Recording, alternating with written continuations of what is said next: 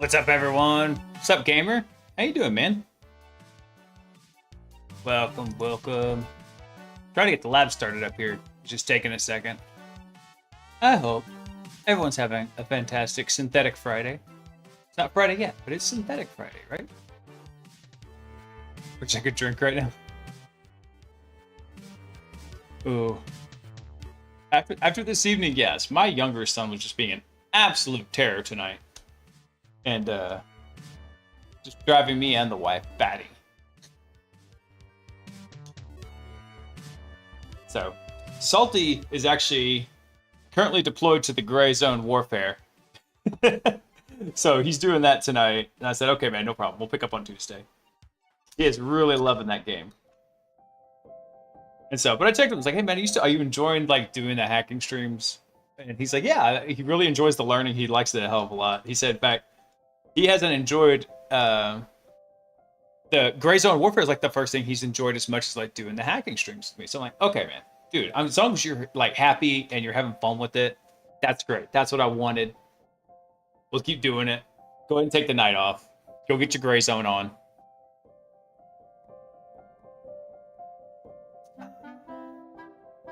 Delicious. Not sponsored by Jocko yet.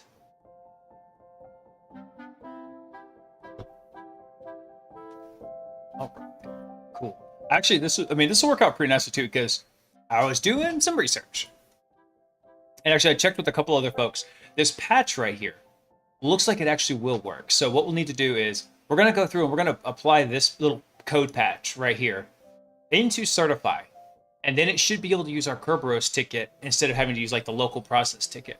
I was trying to do a little bit of digging into this today, but I didn't have a ton of time. I don't know why this makes a difference from this, right? So, because the first time we go and pass this info in, right? But then we basically do the exact same thing. We just don't put in the template name. See that? And then we specify the template name. It's a template extension. We tell basically, hey, make us a new template. We initialize that from template name, which was the original variable from up here. And then we just add it. I'm like, it makes no sense. And it even says here, why does this work? I have no clue.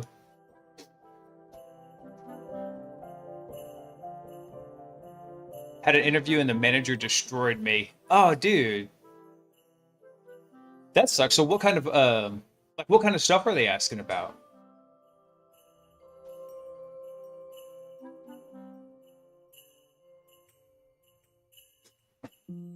I'll tell you this, though. I had an interview with one outfit that I actually really highly respect.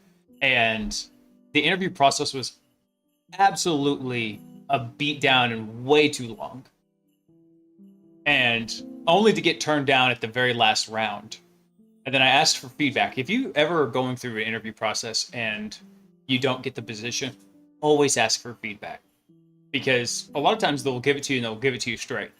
I don't know if I felt that this information was given to me straight, because what they said was like, okay, well, that was stuff we covered in interview 3.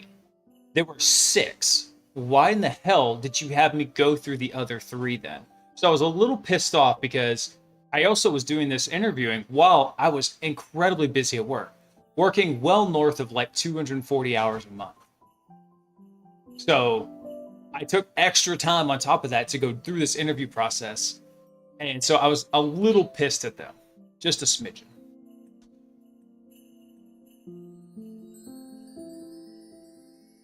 When do we give them the CLI or GUI of Cisco firewall configurations from memory?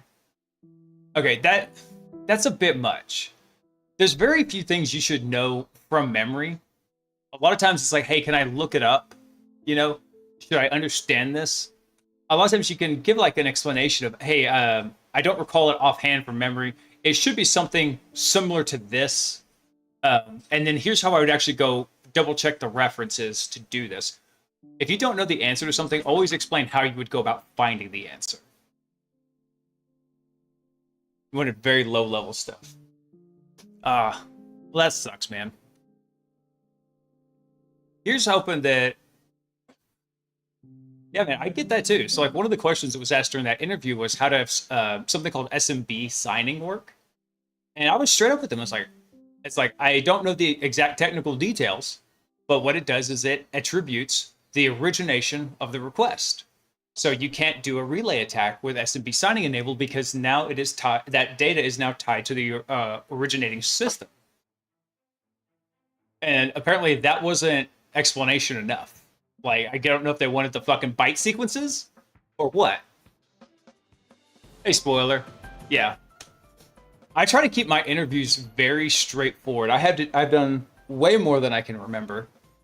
And when I'm interviewing somebody, I'm asking not trick questions, but I'm asking very directed questions. Because you can tell, and actually Google found this out. Google found out that having massive arrays of batteries of interview material doesn't actually help find more qualified candidates. You know what found the best qualified candidates? Having a field expert interviewing people, engaging their understanding of the material. That's what did it. And that's exactly the approach I take. I can ask certain questions, and depending on how that person answers, I'm going to ask some follow-up, but I'll be able to gauge their thinking methodology, their technical understanding, and just their general approach to things.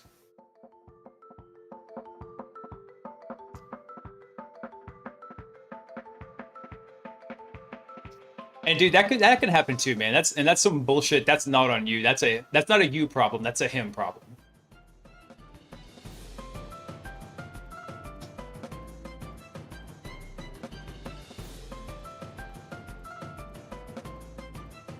Oh, I'll tell you one other thing. So that interview I was just talking about, one of the feedback that they gave me was they were worried I didn't want to step down from a managerial position. And I said, if I didn't want to step down from, and I wish I could have just yelled at this guy. It's like, if I didn't fucking want to step down from a managerial position, why would I have applied to a non-managerial position? I was tired of being the manager. I was tired of getting my ass whooped over stuff that I couldn't control.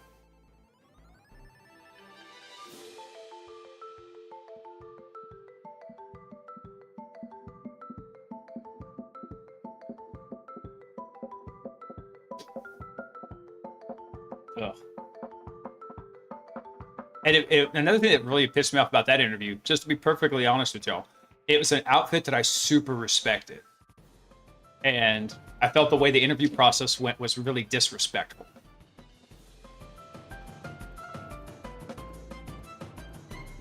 Done 3 interviews with firewall and network security engineer positions, but I feel like those guys are way too elitist. That could actually just depend also on the team you're interviewing for, right?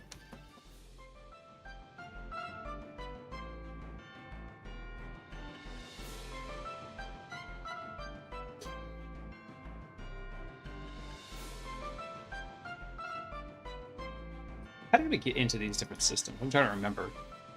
I don't remember. But you know what we're going to do? We're going to just remove all these sessions here. We're going to go get us a new session real fast like. So where's our DC one? There we go. Let's connect over to this.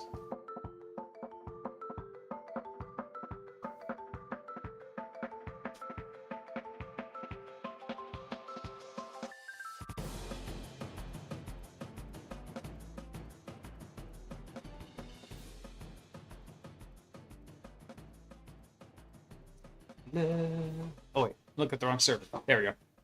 Let's let the domain controller connect in. So what we're going to do, actually, before we're getting ahead of ourselves, we'll get the session set up. But what we need to do is actually come over here into the tools directory, and we're going to go modify, certify. We're going to become certifiable. In fact, I kind of want to do this. I'm gonna do this. We're gonna make a copy of certify.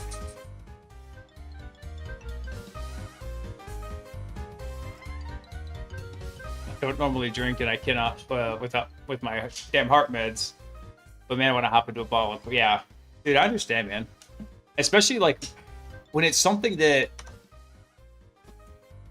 it's one of those things that like same thing like with for example, it's funny because everybody talks about like little boys don't usually cry like when they get hurt or when they something. They cry whenever they feel like they've been unjustly like blamed for something, right? And I get that. So like they're getting they're going to tell, oh no, we know you did this. It's something they totally didn't do. It's that kind of injustice that hits it. And it's really, that's the same feeling going on right now, right? This guy just lambasting you during the interview and being kind of, sounds like unreasonable a bit. Yeah, that's a form of injustice right there. It's like, hey man, you're not approaching this logically, rationally, detached. Jocko, you're not following the way. You're not getting detached, so you don't let your emotions overly complicate the situation.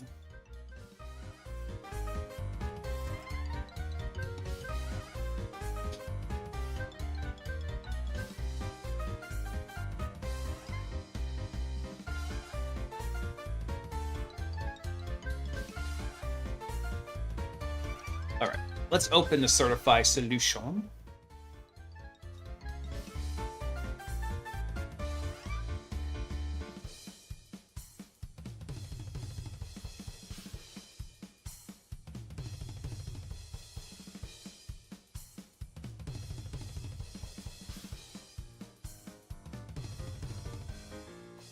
We'll let this kind of come up here. Visual Studio always takes so damn long too. Hey, whatever you're messing with over there, cut it out, Panda. No, stay out of mommy's box. My wife has this box of like work materials because she works from home and from the office. She goes back and forth. She has to transport some papers. Ah, yeah. I'll beat you, dog. No. I'm gonna put you in timeout. My lord, could Visual Studio take any longer to load? Alright, Gamer Man. Dude, you have a good night, man. Don't worry about it. Decompress off of it. There's never a last opportunity. Ever.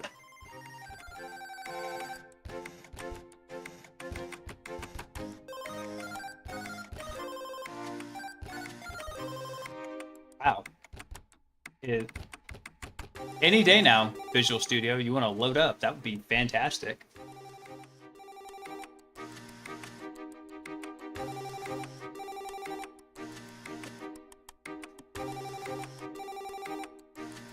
What is going on here? Alright, well, while that's doing that, whatever ridiculousness it's got, let's go look at something.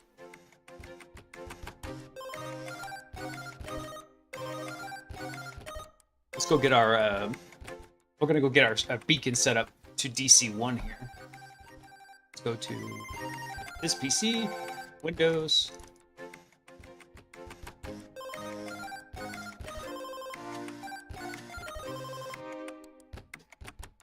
Oh, because the index isn't running. Lame. I don't want to search the whole PC. I want to search this particular folder.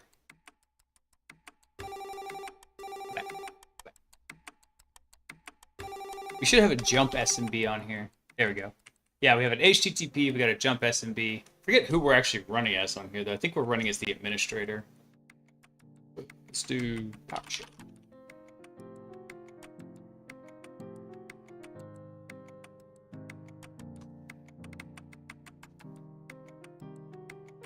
Who am I even logged in as? Oh, yeah, so we're logged in as the cyber administrator. Okay, so we'll do the jump SMB right here. And we're going to run it as an administrator.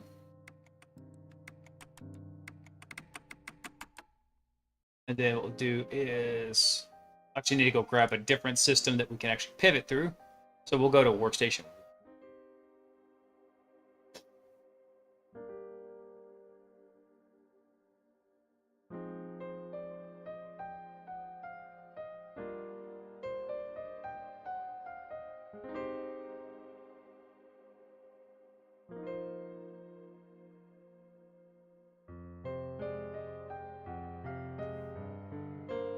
And then here on workstation 1, we're going to go run some PowerShell. So we're going to just set up our beacons real quick.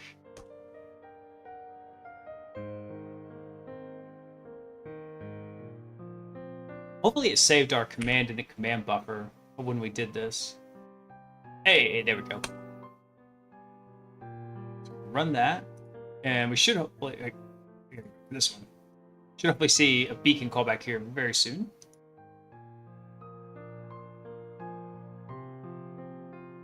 Actually, depends on which one we just ran. Guess we'll find out. Dude, what is Visual Studio doing?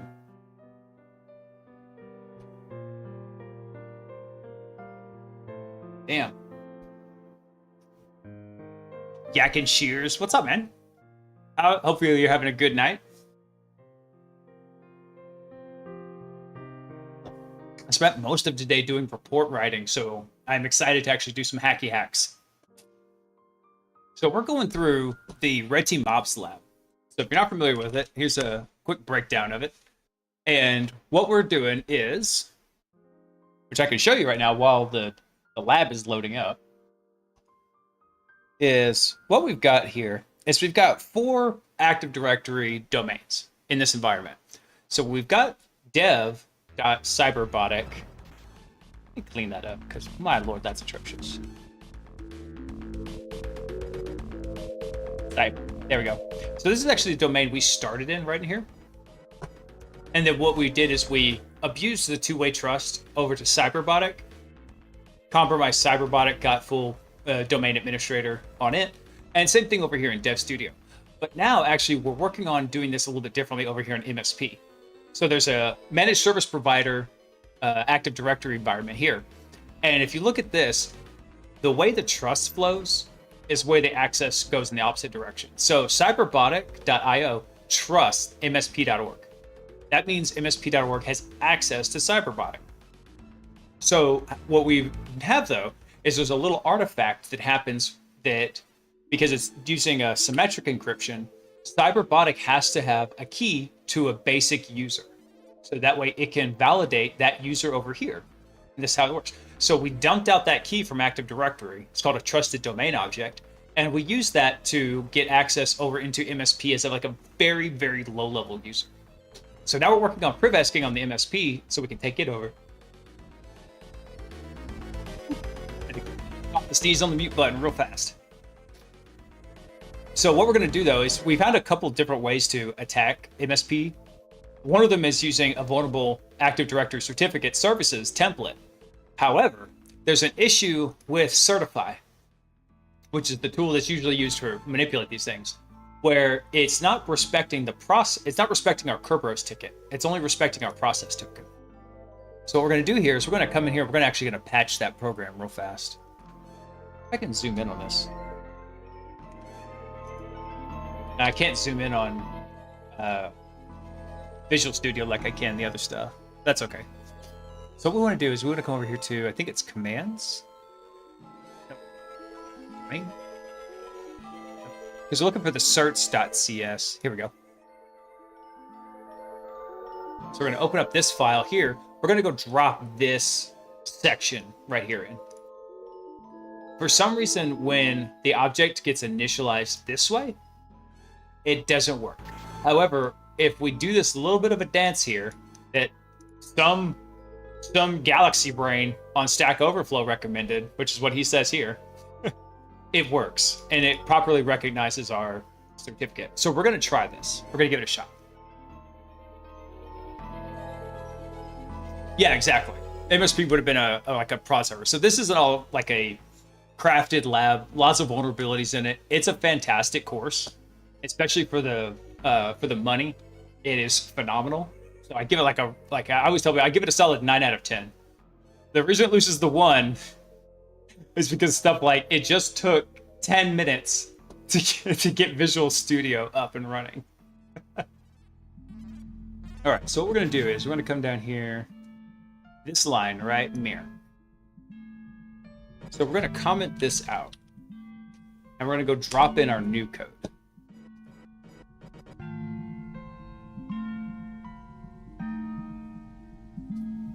Let's go drop this in right mirror. There. I'm going to create a patch from GitHub issue. What issue number was this? Issue 13. All right, cool. So then we're going to save this, and then we're going to have it do a release build. Where is it? Build solution. So what we're going to do is we're going to try exactly what we did last time. We're going to get access over to MSP. We're going to try it with Certify. And then we've nicknamed this one Certifiable. And then we're going to try it again, and it should actually honor the Kerberos ticket.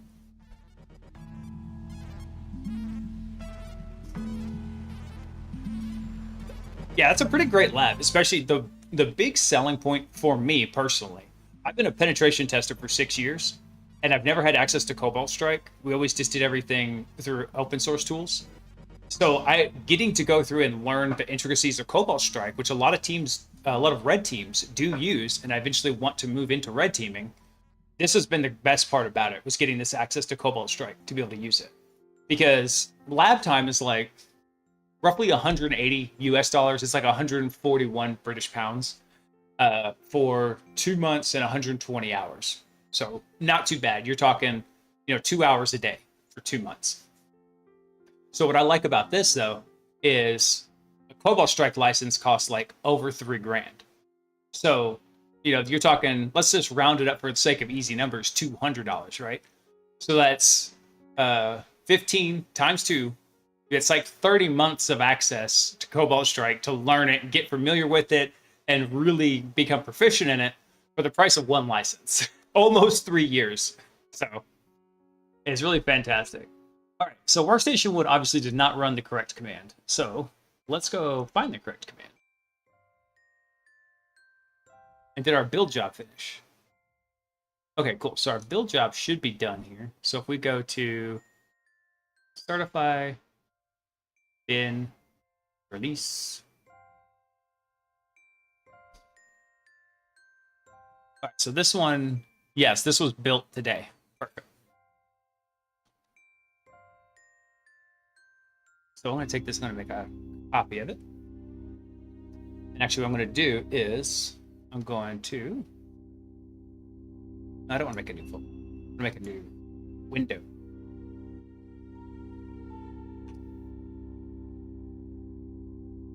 Pass through.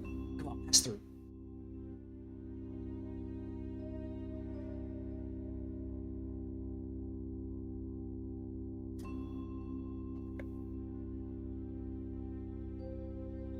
That did not work.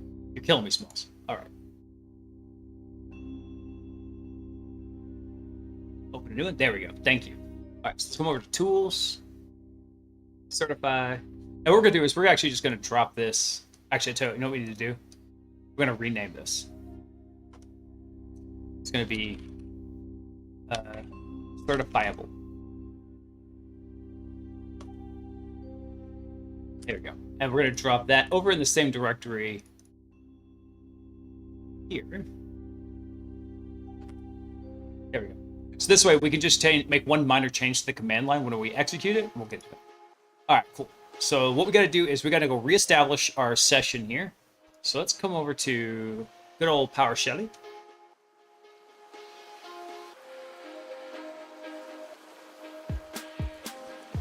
I wonder if the history actually keeps our.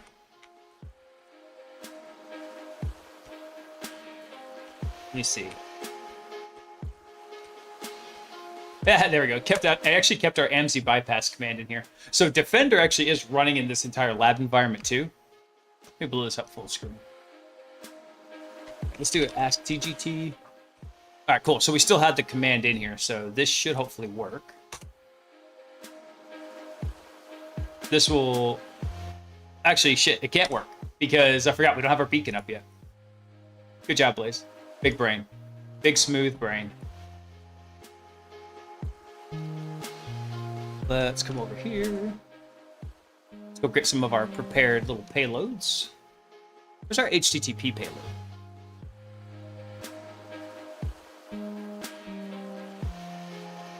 Yeah, here we go. We want this one. So that's the command we want.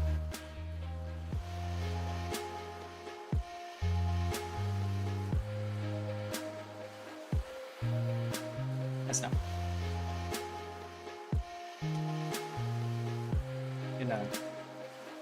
I want to double check the virus log because we ran this. It could be that we just ran the wrong command. Like it was some other payload we weren't expecting. Yeah, 0 threats found. So we're not flagging here. Wait, hold on. Take that back. 510, 125, threat removed. Which one is this?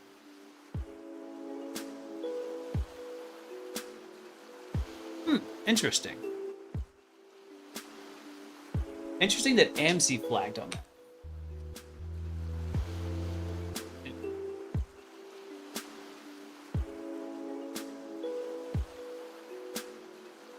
So what should have happened is it should have run the encoded command to download our AMC bypass, run that, and then actually executed our PowerShell beacon to give us an HTTP connect back.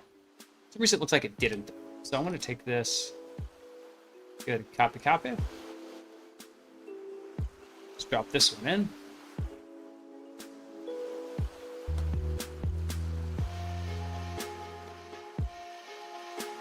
And then let's see if we get a callback.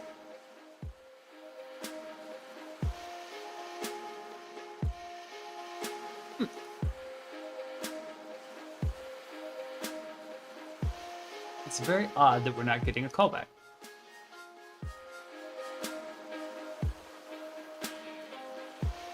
Let's see, it's 1:36 a.m. So if it's blocking it, it's not blocking it immediately. It might have it like in a queue. Wait, there we go.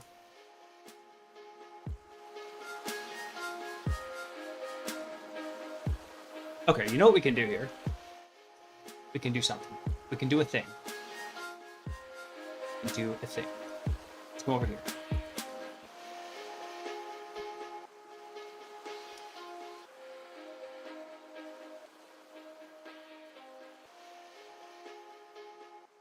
We can literally just take this command here. Because we're not worried about being stealthy right now, right? We're not. I think eventually what I want to do, though, is we're going to do a speed run of the lab. We're going to see how fast we can compromise the lab.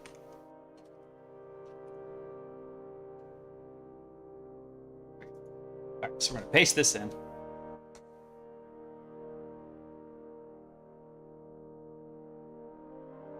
Wait, what?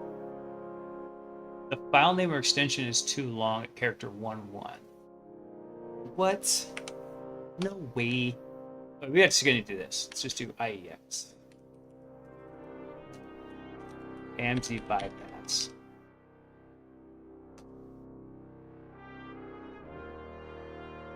Wait, remote server. Oh, is it? It's not AMC bypass. It's just bypass. I think that's it.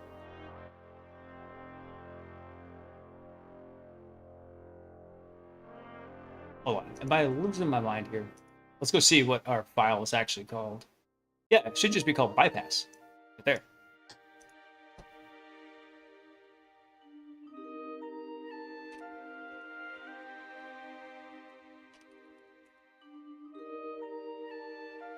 Okay, so that one's getting blocked by antivirus. So for some reason, our bypass script is just not working. So weird. Okay, so do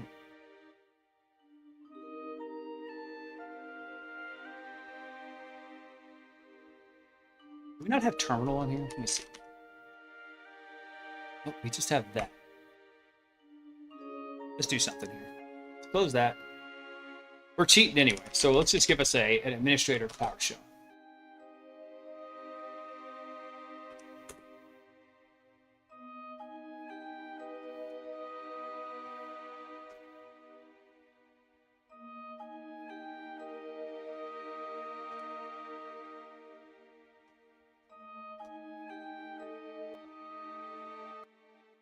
Wait.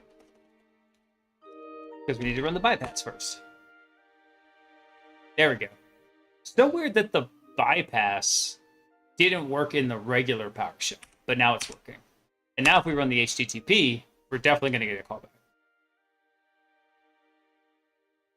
There we go. Perfect. And now we just got to set this sucker interactive to go sleep 0.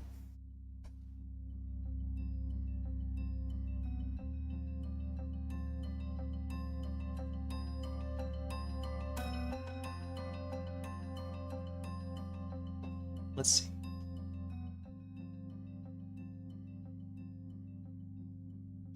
So we already got our new tool set up. Yep, so we got that. Let's go ahead and turn on Proxifier. We'll let it start running. So we need to get this set up. We'll get our access to DC1. Actually, we may not even need the access to DC1. I actually want to try it, just running it from this guy right here. Actually, I don't even want to try that. We're going to try it with our proxy stuff.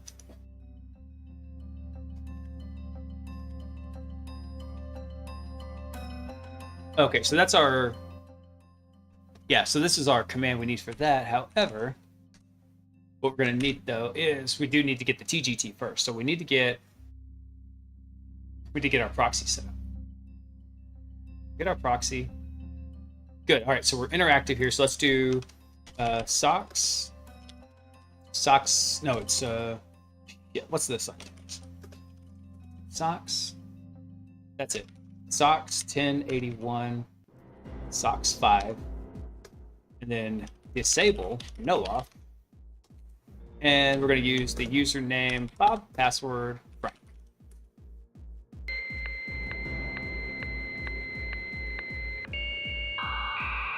User Cybersec is online. Hey, Cybersec. Actually, hold on. Cybersec probably can't see, so we'll wait till the ads are done. There. So we got that going now. Awesome. So now, if we come back over to here.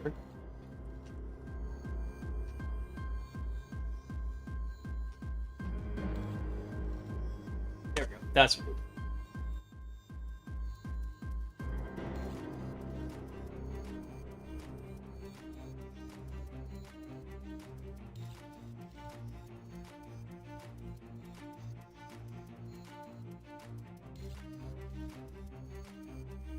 Let's see, is this not connecting?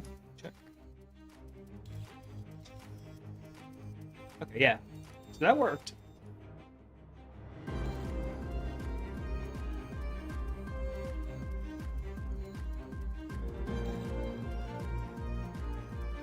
Stock server started on 1081. Okay. Yep, so our command is good. Should be the same config we're using for this.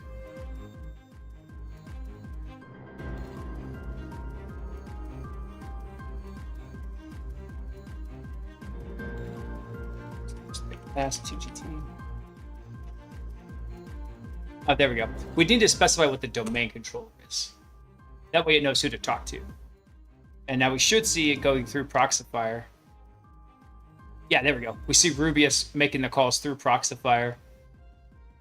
And if this doesn't work, then that's fine. What we'll need to do is go kill the SOCKS proxy, and we'll reestablish it from the domain controller. I couldn't remember if there was some rule that... No answer from domain controller. Okay, that's fine, because what we... Damn it. Getting click happy. By the way, Cybersec, thanks for coming online, man. It came on during the ads, and so I wanted to make sure and wait to tell you. Welcome, welcome. All right. There we go. So it looks like from our dev system right here, right? Because this machine is in the dev domain. Let's do, I think it's SOCKS stop. There we go. We're going to copy this command. No, we're going to copy this one. That. All right. And then what we're going to do is we're actually going to have it link over to DC1. cyberrobotic.io, because you already ran an SMB listener on there. There. So now we've also got a link here. Perfect. So I mean, these are synthetically created beacons, right? We didn't hack anything special. I literally logged in and ran them, but it works for the purpose of what we're doing here. All right, so now if we get this up and running, let's go try this again. There we go. So the dev domain does not have network access to the MSP domain. However, the domain controller does. And that would be, honestly, that would be kind of smart to allow that kind of firewall interaction to happen there. All right. So we're going to grab you, just like this. Pop it. And then we're going to do a create net only.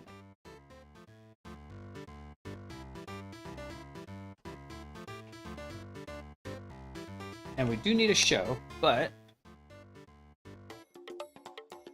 I do not feel like waiting for that to copy. Hold on. We're going to bring up our extended buffer. Just good old notepad. And we're just going to copy all of this junk out.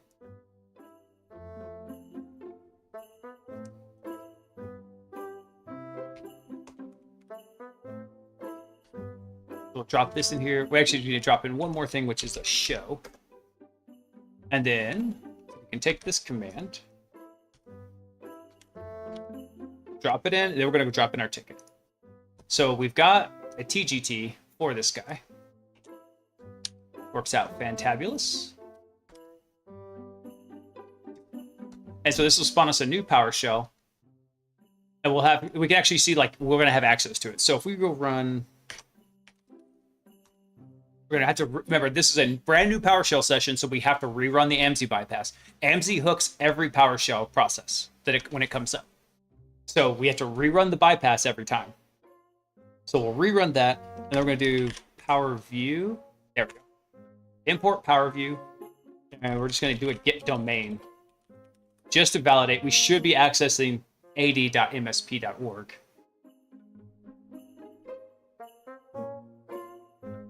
Looks like we probably have to actually go specify it. It probably isn't registering what domain we're connecting to. So yeah, I don't see any activity over here in Proxifire. So let's do get domain, domain, be MSP.org.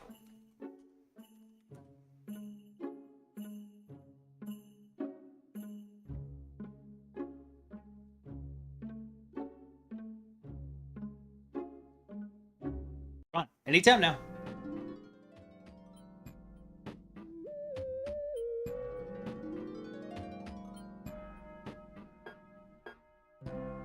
That's not working. What did we have to do for this?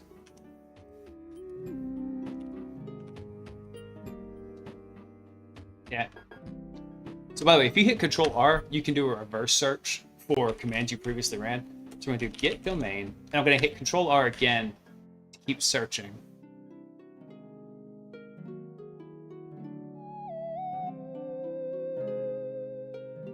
Okay, so we can specify the domain controller from that.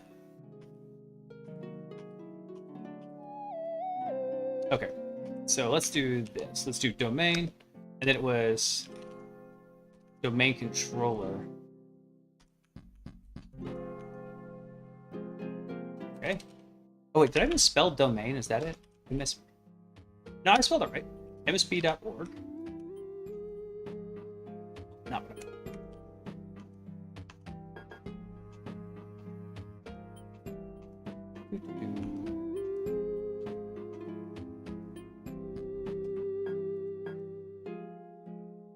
I'm gonna try this anyway. Domain controller. ad.msp.org.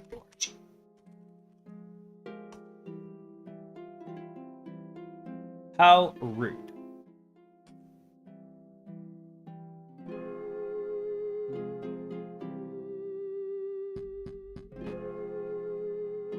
All right, well, what if we do?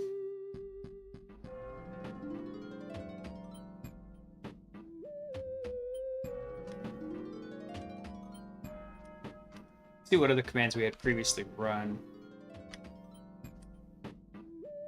Actually, you know what? I'm an idiot. I know we can actually access. Well, no, I do want to actually go check what we can access here.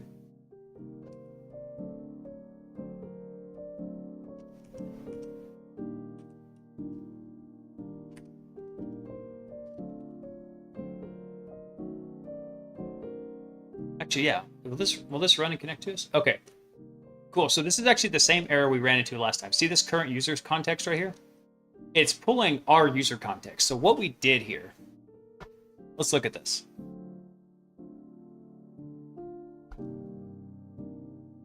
Bring this up.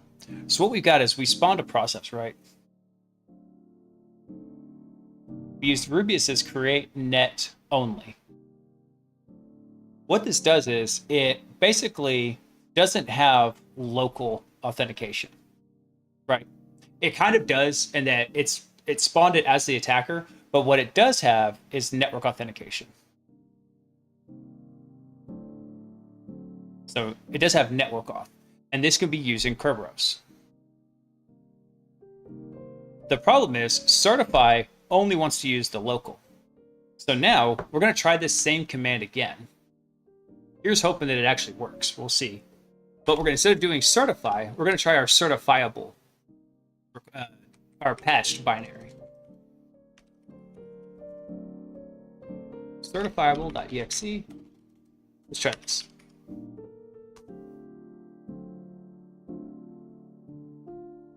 Okay, it hasn't cracked out yet. We're still getting the same current user context. It's thinking.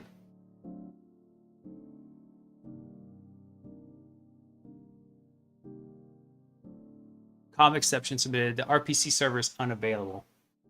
What do you mean the RPC server is unavailable?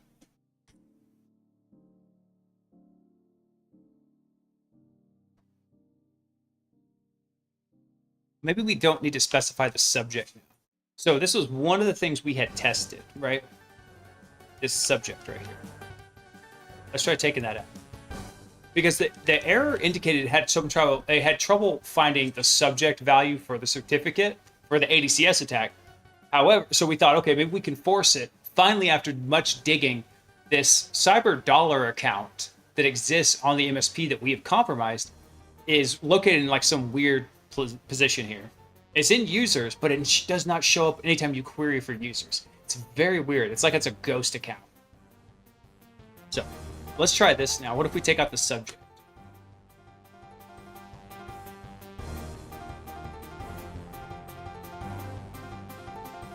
Let's see what happens.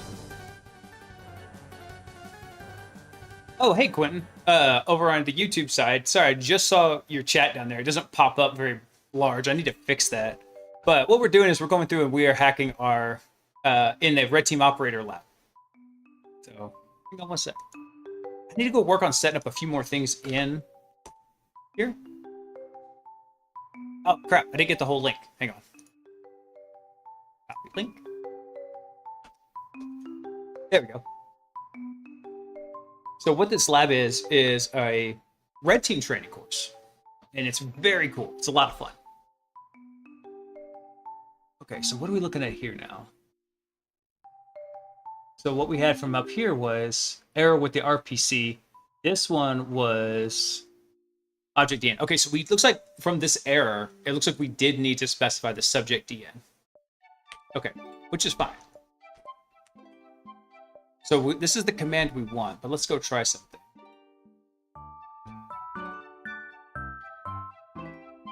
What we're gonna do is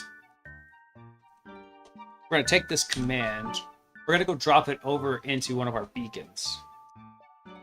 Let's come over to our administrator beacon. Drop this sucker in. Got to prepend a little bit of a...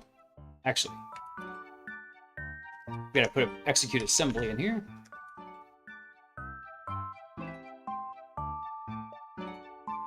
Not what I wanted to do.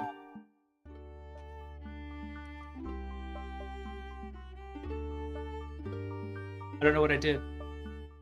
Something, I don't know what Control B actually does.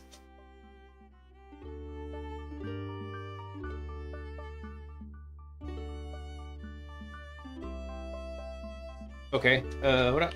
Oh, you? All right. All right, we'll just minimize that. I forget what Control B actually does. Anyway, let's come over here. Let's do execute assembly. We're going to drop in our command. We're going to take out this show right here. And we're going to drop in our ticket.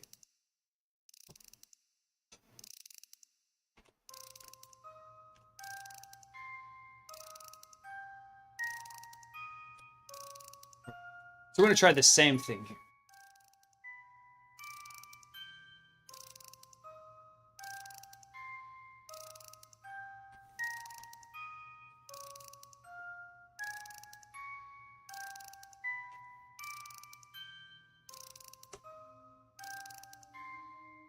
Did it not like that there was one extra space in there? All right, fine. All right, cool. So what this did is we did the same thing we kind of did here when we spawned our PowerShell. except it's a hidden process on the machine.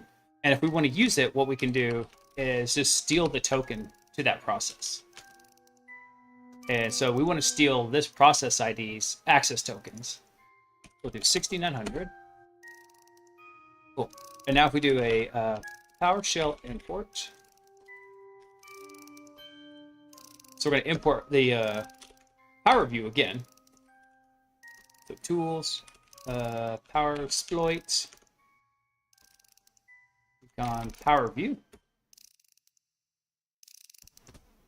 And the reason this is working, you're like, we saw we had AMZ enabled earlier. It's because we had previously in our C2 profile, malleable C2 profile, we had already set up AMZ bypasses. So they're running here in the background. So, but it doesn't work on every command. It works on execute assembly, which is great because it blocks AMZ from accessing our .NET binaries when we upload and run them. It also works on power pick. So you have a PowerShell command here, right? Like say, write host hello world. Right, if we just go run this.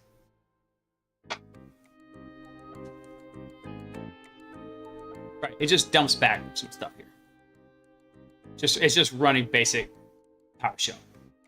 However, there's another command we can do, power pick. And I know it's probably a little hard to read up there on the screen, but what power pick does is it runs unmanaged PowerShell. And that one will break the AMZ linkage into it. So when we run these things, we run them with power pick. So let's do a get domain. And it should come up as ad.msp.org. There we go. Okay, so we know this works, right?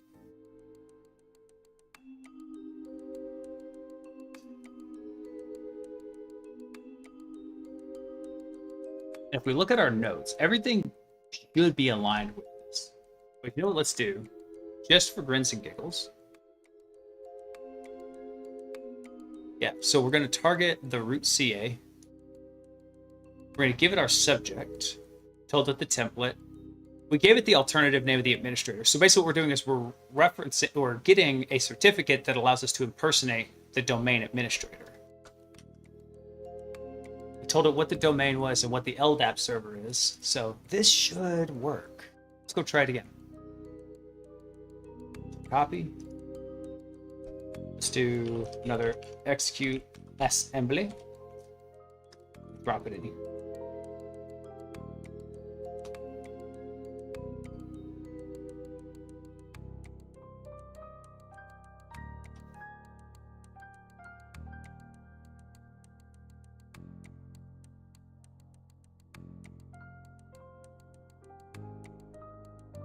Okay, so that's weird. It worked here. Badass. Hell yeah. All right. So now what we can do is we can take this right here.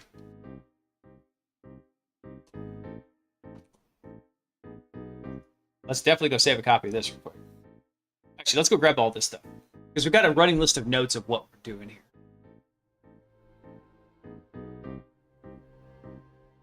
Let's go grab this. Copy.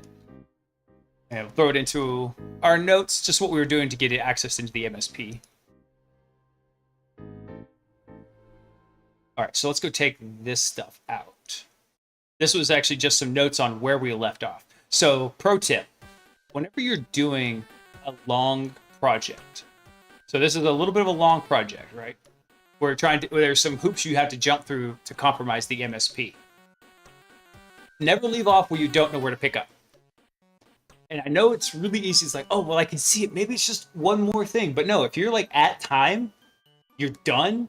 You've got to go to bed. You got to get to your meeting, whatever. Don't try just one more thing. Say, okay, put yourself a note in there. It's like, this is where we're starting from. Because the very hardest thing is knowing what do I do next? Well, now you know what to do next because you've got data that tells you where to do it. So that's what we did here. We left ourselves a note saying, hey, we had to go check this issue out because it might actually fix what we're doing. All right, so what we did is, yeah, that's how we got that info.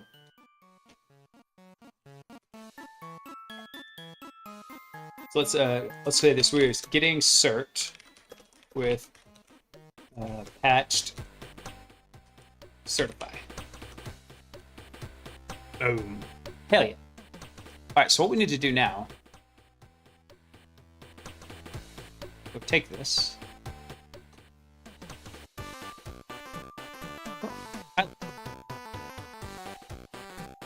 Let's copy this. So what we're going to do is we're going to convert it from PEM to PFX format so we can actually use it. So let's come over to here. We're going to log into our WSL Ubuntu.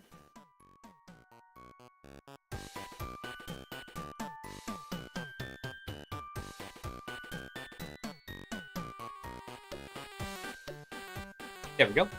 And let's do a vim of, let's call it MSP admin.pem. Actually, we're going to call this PEM base 64 because it's not quite a PEM yet. It's base 64 file. Actually, y'all want to see a cool trick? I like showing this. Let me quit out of this. If you didn't know this, you can actually run Windows programs from inside WSL. So I can run notepad.exe from in here. Yep, create the file. Drop it in. Save it.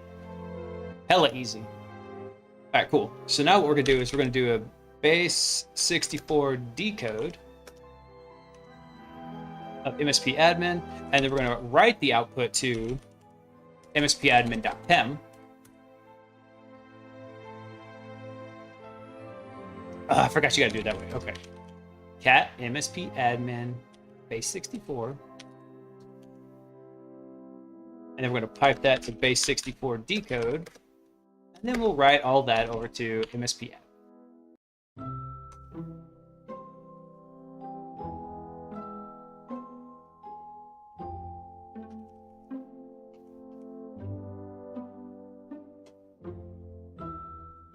I think I'm actually adding extra steps here. I don't think we actually need that. I forgot the PEM actually should be in that base 64 format. I'm an idiot. There we go. All right, so now what we can do is, one of the cool things that Certify does is it provides us a nice little cheater note on how to get this. Copy and turn off these ungodly workarounds. There we go. Turn that on. So let's go drop this command in there. All right, let's make some modifications. So this isn't cert.pem. This is going to be... And our out file is going to be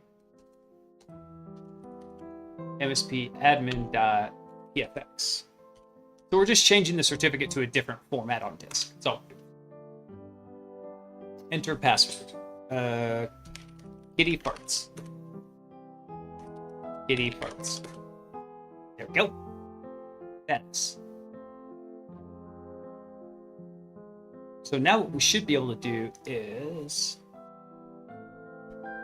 I wonder why this didn't work. So this was the same thing we just did, right? Exact same command. Hold on, I want to try something here. So we've got the certificate. This is great. We just need to actually go through and follow through and get like our TGT with it. But hold on, I want to try something. I'm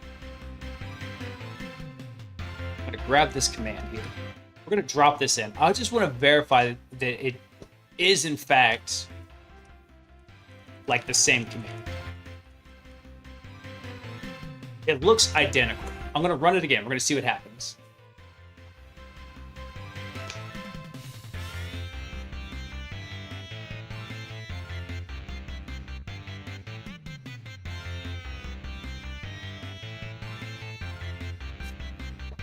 Okay, let's do one more validation on this.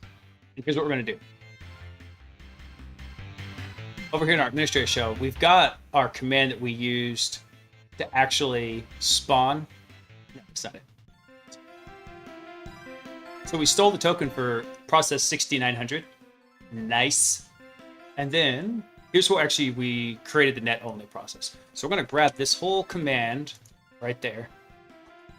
And we're going to make a minor modification to it, but we're going to drop it over here. We're going to make a new process to do this. That was not the correct command. You jerk. Copy. Thank you.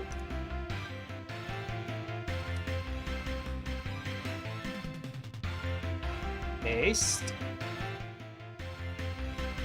Did it not? You bastard. That's all right. What we'll do is we'll just finish the last of it. Because what we need is show, we need ticket. No, we don't. We need show, and then ticket, colon, and then let's go grab that.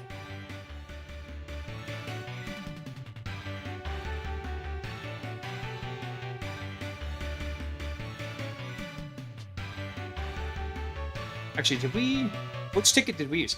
Actually, yeah, look at that, because we just crafted the same damn command. So, let's go try it one more time here. So this was the ticket we used. I just want to validate that I didn't screw up some step along the way. Oh, got this. Rerun our MZ bypass. And then now we're going to try this command again.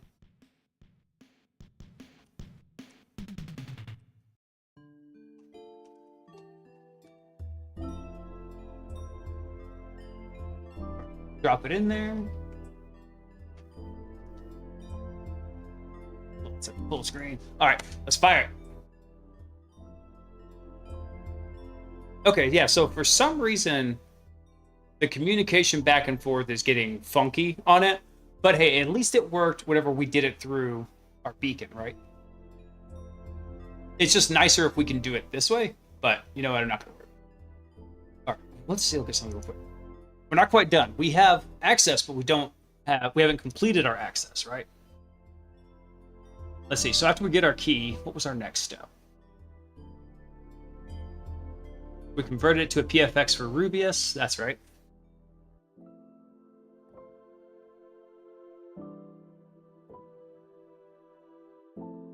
There we go. So then after we do that, we can actually convert it to a PFX this way. There we go. That's what okay, this is what I was thinking about. So once we don't have to base 64 it because PEM should be like in that base 64 encoding, and that's why we got it, and just because I'm a smooth brain. So what we do know is we do need to convert the PFX over to its base 64 representation. And this right here says don't do any line wraps. By default, when base 64 utility runs, it wants to like put like an 80 character wide columns. We don't want that. We want it to just be one long continuous line, and then we save that here. So let's go ahead and do that. And this is why we take good notes. Let's see. So we're going to do...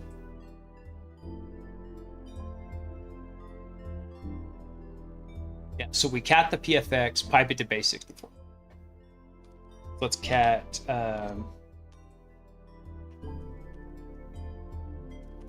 MSP admin PFX. Pipe that to base 64. TAC D. No, not TAC D. We want to encode it. We want to do it W. And then what we're going to do is we're going to do MSP admin PFX.B64. Yep, that should work.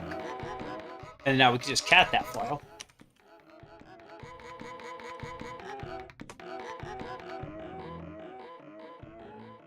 So now can use this with Rubius. So let's copy that. We're gonna go drop this over into Notepad also. Okay, this is our certificate.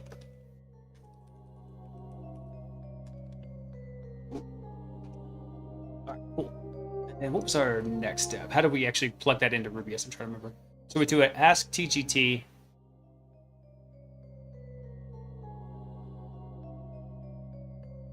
Oh, this is the password of the certificate right here. And then we give it the certificate that we want to use. And that should be it, right? Yep, okay. Real easy. So let's copy this real quick. Oh, who's alerting on us?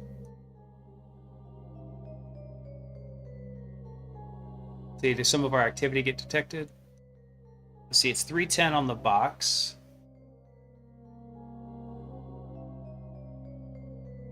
I don't care about that. It's just, it's basically, it's complaining because it can't update the virus signature. So like, well, tough shit. I don't care. The lab.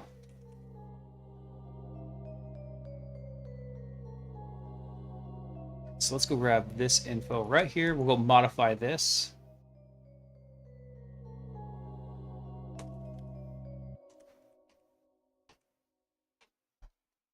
All right, so what we need to do is change the administrator.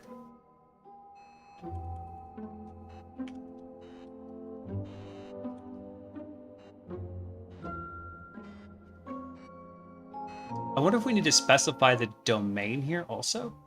I also need to change the password because we didn't use pass123. We used PD parts. There we go.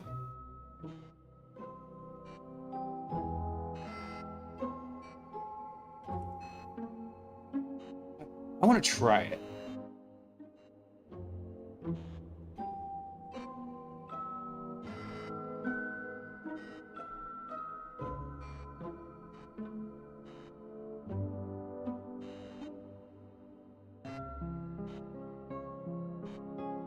Let's see, I'm trying to think. Let's look at our notes again real fast. Yeah, okay. So yeah, this is requesting with those for the subject alternative name. Perfect. All right. Which is what we want. So what we did is we essentially, let's pull this up. So what we did is we have a certificate here. Right. So remember, the certificate is just a private key, essentially, that allows us to prove to the domain controller who we are. It lets us use the certificate instead of like our NTLM hash for that phase 1 of Kerberos, prove who you are. So instead, what we have here is we're going to have a subject. And the subject is the user DN, the distinguished name. And then there's also something called a SAN, the subject alternative name. And this is also a user DN. Now, this has been fixed in Active Directory, unless... actually, no, I think it's just been fixed. I don't know if you can disable it, but what would happen was there wasn't a strong check against the subject alternative name, which you could set arbitrarily for particular templates. And so what happened is we have a certificate where the subject is $cyber on the MSP domain, but we set the subject alternative name as administrator. So what we have now is we have the ability to authenticate as the administrator account of the domain. I think this should work. Of course, I say that, and we're going to run it, and it's going to probably not work. But you know what we're going to do? There's only one way to find out. Actually, you know what we can do? Make this a little bit easier on ourselves. Let's go back over to here. Let me look at something real quick. Where's Ubuntu? Present working directory.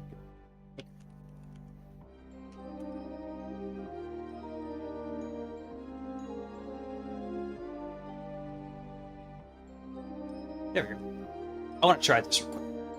So what we're going to do is...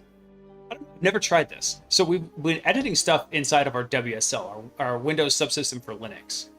I think we can actually go through, by giving it this path, upload the PFX file we just made, right? This MSP tech admin.pfx. If we can, it makes it a lot easier. So let's come over here. Let's clear all this out. Let's see, what's our present working directory? Windows? Let's just go to /.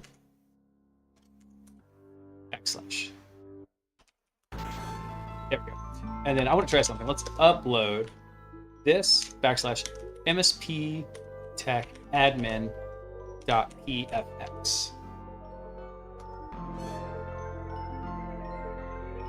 Oh, that's badass if that worked. Nice. Great. Because now, rather than having to copy this big long monstrosity of base 64, we could literally just put the name in here. MSP admin.pfx. Baller. No, undo that. Damn it. MSP admin. I forgot I could blow this up for y'all. There you go. Make it easier for y'all to read. MSP admin.pfx. I'm hitting Shift Insert when I mean to be hitting Shift Home to copy the line. There we go. All right, we gotta do execute assembly first.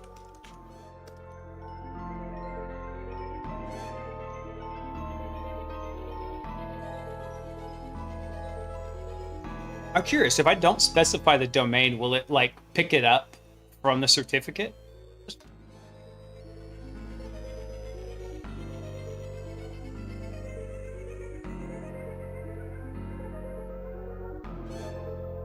It did. It picked up the 151.10.088. Oh, you know what we did? We did have no wrap. Hell yeah. Hell yeah. Look at that. We have a ticket granting ticket for the MSP administrator. Hell yeah. Let's do this. Let's go drop this over here. Get some nizotes. Like, that's what I was like, why do my notes look so funny? It's because of this. Okay. This is requesting PGT. Bam. We got it. And then basically what we can do is take this, go plug it into our create net only process again, and we'll be solid. So what we'll do is we will we're going to rev to self, which reverts our access tokens back. And then what we're going to do is let's take this. Let's make a note here. So this is Cyber Dollar PGT. And then this one is going to be MSP Administrator PGT. Drop that in. Boom.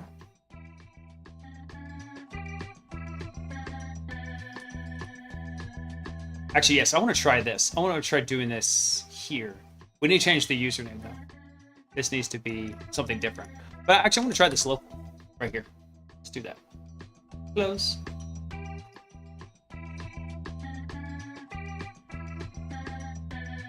So let's make a minor modification here. We need to change the username.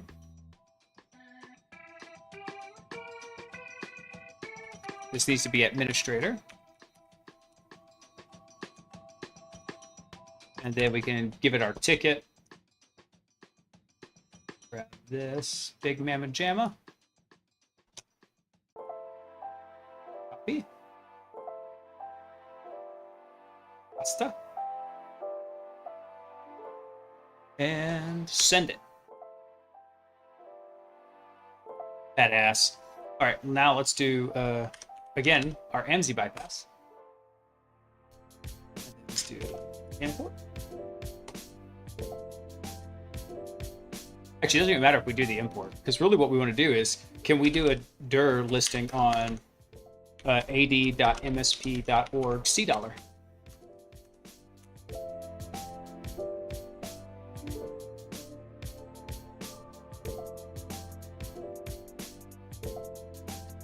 Proxifier better be showing up something here.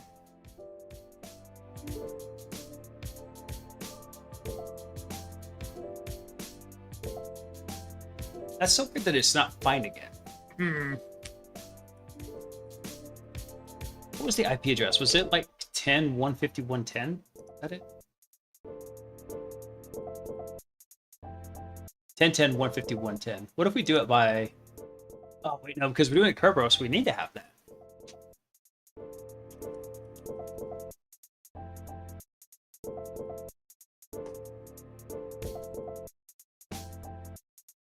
How rude. Alright, well, you know what we can do. I don't get why this isn't working, though, because... Hang on.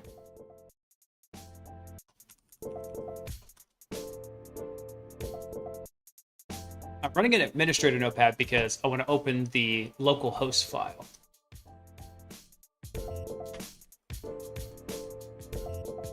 See, because we have msp.org and admsp.org in here as entries.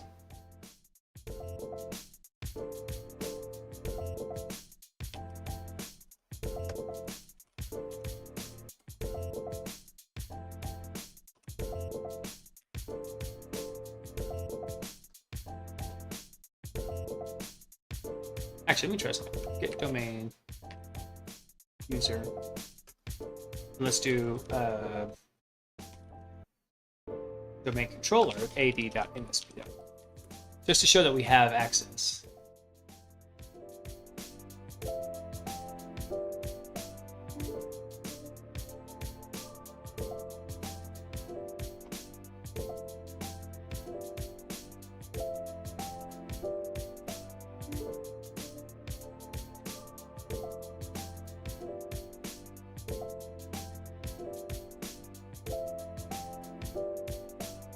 That is so weird.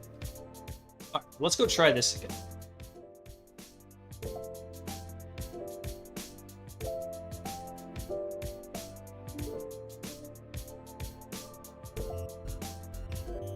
See if I can take this whole command. Copy that. And then let's go run it in our beacon. User Alex_999 is online. Alex, thanks for coming online, man. We're just doing some cute little ADCS hacky hackies. All right. Let's try this now. I'm not sure what broke, because we actually were able to reach the MSP going over the SOX proxy. Maybe the SOX proxy's jacked up. Not sure. Let's do... Okay, so now we're going to steal this process token right here, 5628. 628. Steal that. And now if we do an ls against ad.msp.org, $, bam. So we do have full access over to the MSP. Baller. Cool. So that was one way to do it. There's another way, though, using Kerberos. And I kind of want to do it. At the same time, I'm worried about how I'm actually going to crack the password. You know what? Screw it. Let's go ahead and try it. Cool. So that worked. Let's make a note of that. So in our MSP notes, let's hold on. Let's go grab a note. Here we go. We did execute assembly. We created a new process, injected the. We did a pass the ticket into that process. We stole the process token. Set. So copy that, and let's throw that into our good old MSP notes. Ta-da! Success. Success. Awesome.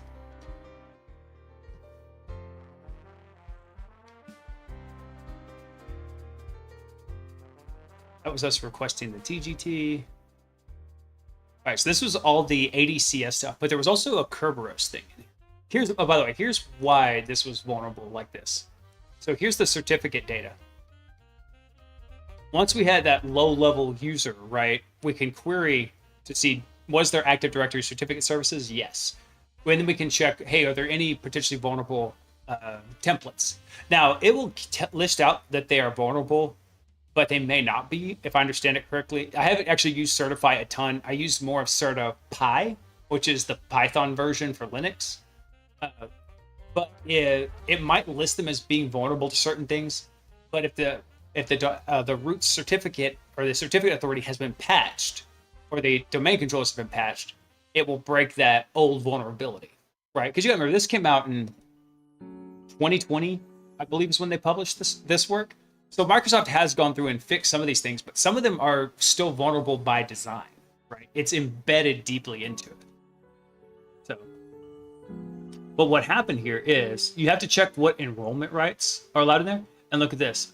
Access rights allowed to enroll NT Authority authenticated users, right? So that means any user, no matter high or low permissions, could enroll in the certificate, give it an alternative name, which we did, of administrator, and then be able to use that to ask for a TGT. Once you've got the TGT, it's game over. You can impersonate that user at your will. That is. So what about the other way? Which was the Kerberos thing of like the change password thing, which I've never seen before. Awesome. Let's minimize that.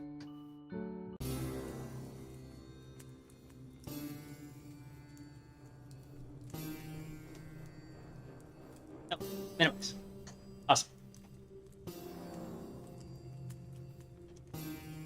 There we go. All right, so this was something else we had. Let's actually move this stuff down here. We'll make it a different, like, attack segment. I don't remember telling you to expand.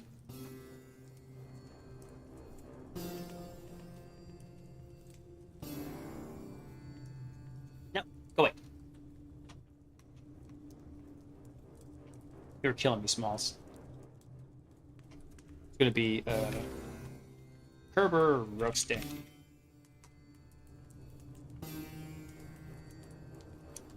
Scrolling back up. Yeah, minimize that.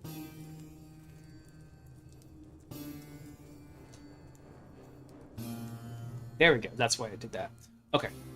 Let's take this. Boom. All right, so actually one thing we need to do is we need to go revert back to our previous process because we don't want to just do this as administrator. So let's go do that real quick. So 5628 was our other one. I think the other one was 6900. Yep. Nice. It's nice times 100.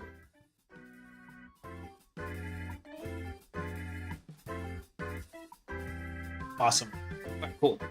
Let's validate this real quick. Let's just double check our domain access request. There we go. Cool. So we are still linked over to the MSP one.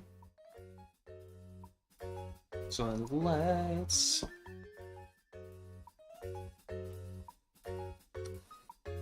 I think pretty sure get net user SPN was... I think that was part of Power Review. We're gonna find out.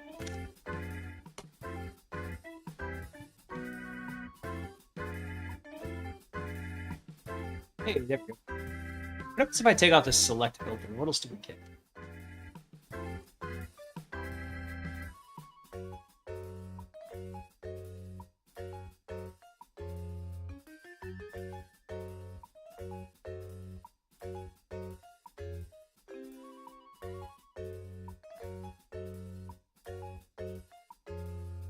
Wait, what?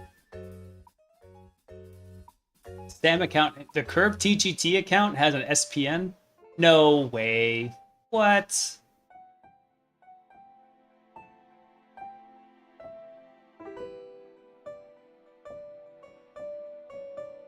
What filters did we have previously?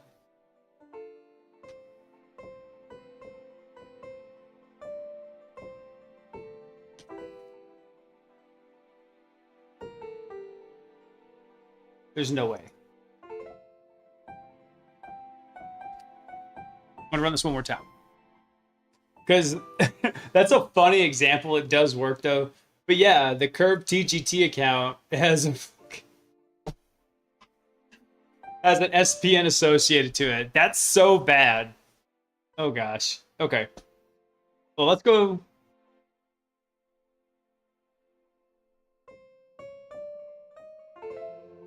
Let me double check something. Stand by.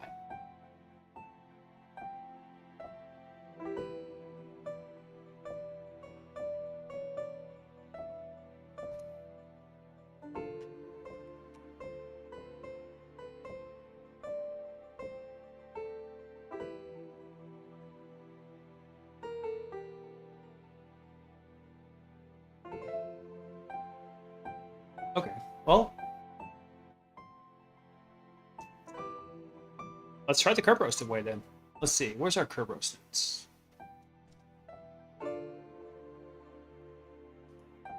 Come over here.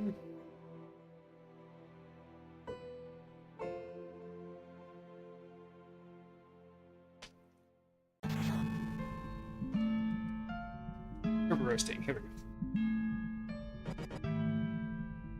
So notice this. The reason why we're using the get SPN, we're just getting a list of the ones that had it, because if you use RubyS, it automatically does like all the, it requests all of them, the get-go.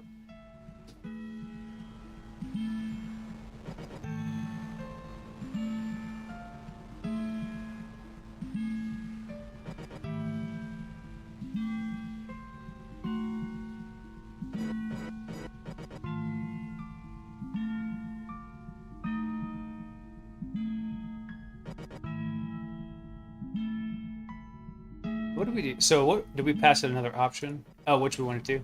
I'll tell you what, actually, we're not worried about OPSEC for now. We're just testing something. I want to try this.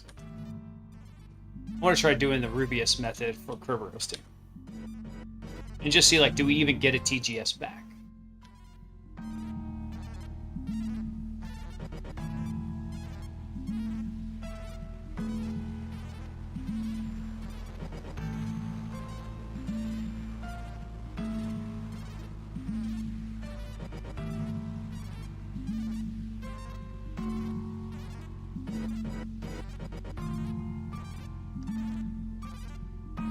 Let's try. Do we specify? If we specify the domain, will that do it?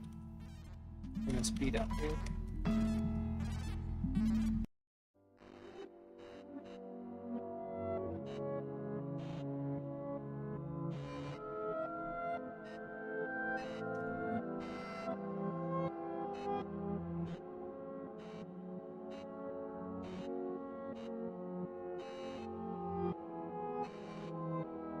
Okay, so this is saying that, and this is what I thought was odd, because look at this. There's no user principal, there's a service principal name, right?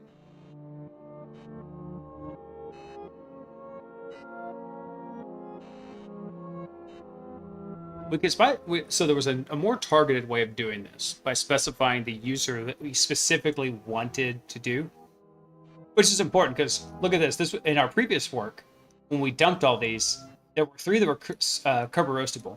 There was the MySQL service, the Squid service, and a Honey service. Probably is a Honey token. That's actually one of the best ways to prevent Kerber roasting if you can't disable those. Actually, there's a couple ways. One, you can set the default encryption to be AES instead of RC4. Makes it much more difficult to crack. Another thing you can do is actually just use really strong-ass passwords. Because if you can't use a strong-ass password, or you can't break strong passwords very easily, right? I'm talking like big, massive ones that get stored in a password safe somewhere. But the third thing you can do also to catch people doing this is you set up like a Honey token in there. And this is an account that nobody should ever be asking for, definitely shouldn't be requesting a TGS for. And when that happens, it instantly set off all the red flags. Like it's a tripwire, right? As soon as you do that, all the fireworks go off and we're like, all eyes on that dude right there. It's like that, alarm door when somebody walks out and like it starts setting off the alarm and everybody in the store is just like, what are you doing? It's like that.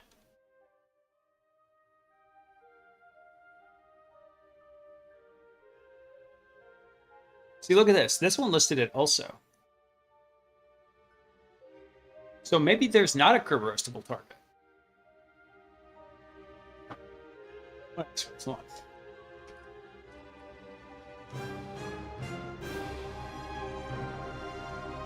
Kerber roasting ARB TGT.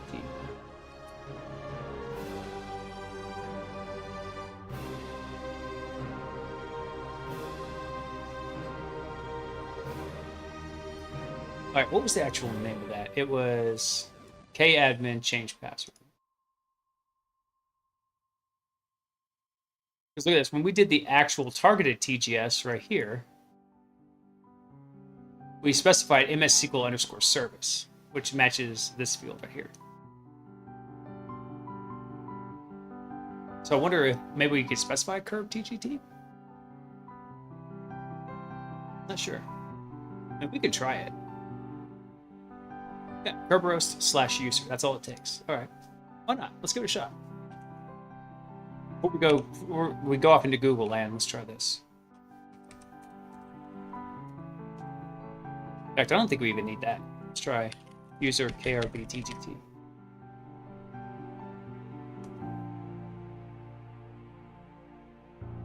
See what happens. No results returned from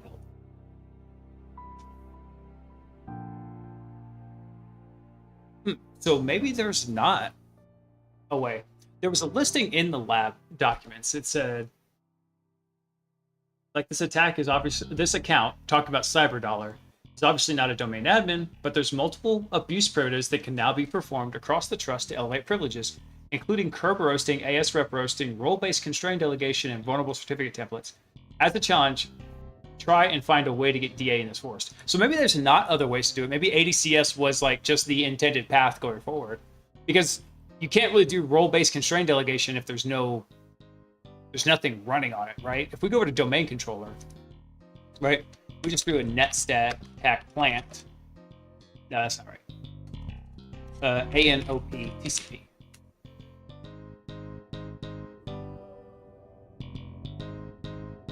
I don't see anything running like a web server on here, right? I see 389, 53, 139, 88. So I'm not seeing anything that's like web server related, right? And I'm pretty sure we don't have IIS running on this thing. Yeah. So maybe that was the only way to actually escalate the MSP. That's kind of cool, though.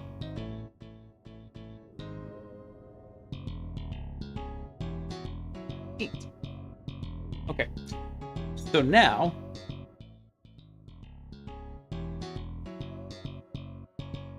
Well, damn, I thought we were going to have some more ways to do this. Let's look at the AS rep roast again real quick. Just for some completeness. Because we know curb roasting's out. The curb TGT is kind of like a false positive. It always shows up in there. Let's see. Before we do that, I'm going to go run to the bathroom. Actually, hang on, y'all. Check this out.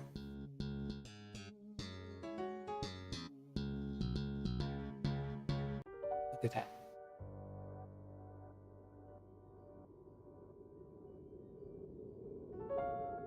She's so adorable when she's not spazzing out. Look at that. I tell you what, I'll leave y'all with that. I'm gonna go run to the bathroom real quick while this is happening. So, be right back, y'all. Actually, you know what? I can't leave like that, because the second she senses me moving, she'll be wide awake and she'll come running after me. So, I will try. We'll see what happens.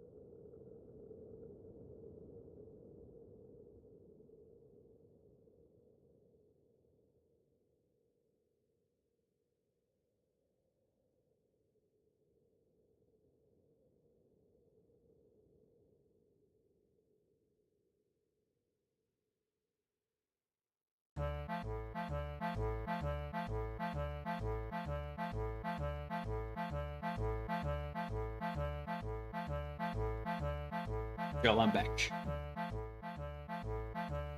No way, did the camera screw up again? You piece of shit. Hang on. Thankfully, I figured out how to... Hang on a second.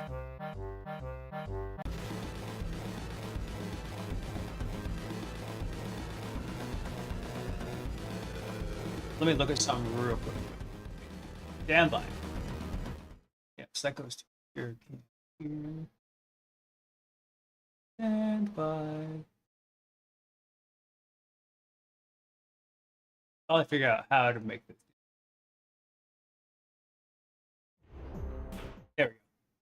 All right. I'm going to turn that on, turn that off, turn it back on. Nope. You piece of crap.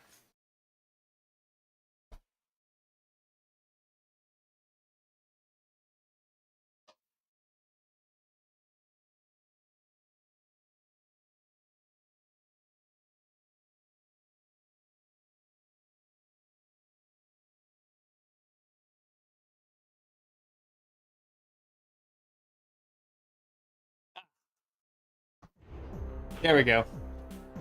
Piece of crap. I just realized y'all can't see the green on my shirt. I just realized that it's matching the green screen. Ah, too funny. I don't know what it is about this damn anchor camera, but this damn thing, it just will lose focus for no reason whatsoever. So it is very rude like that. All right. So yeah, we were gonna do one more thing. We were gonna check AS rep roasting real fast.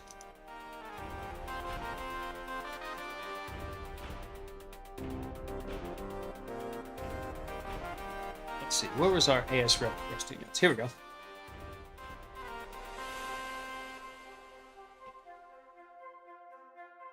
Let's try this.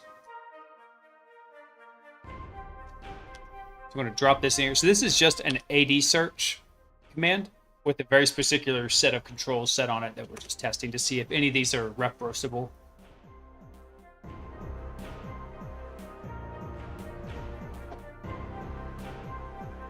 Evoke 3 on entry point failed. What?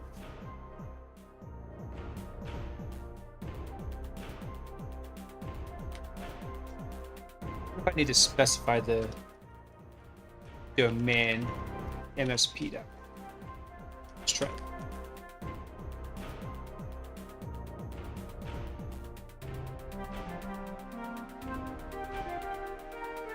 All right. Okay, it's not seem to be working. Do we have an alternative way to do it, or was it just with AD search?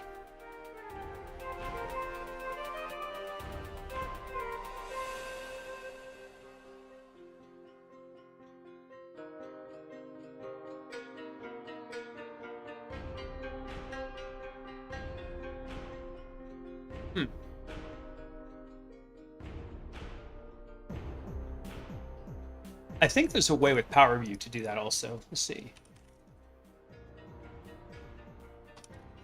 Power View AS rep roast.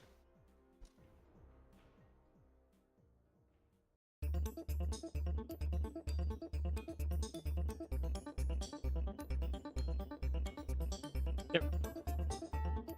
Hit domain user. So we can use Power View for that. So let's do that. Let's do Power Pick. Drop this in here. I think let's tell it the domain of MSP. Actually, I don't think we need to specify the domain. I'm gonna try it. And actually, it should be nothing in here unless something was like just very screwily put in here. There we go. Yeah, so this actually did search for it. I found it. So there's nothing that can be AS rep roasted, nothing that can be Kerber roasted. Role-based constraint delegations not going to work because we don't have any other accounts to do it with. So it looks like ADCS was the way to do it using the patched certify. So, we did it. Cool. Like, what now?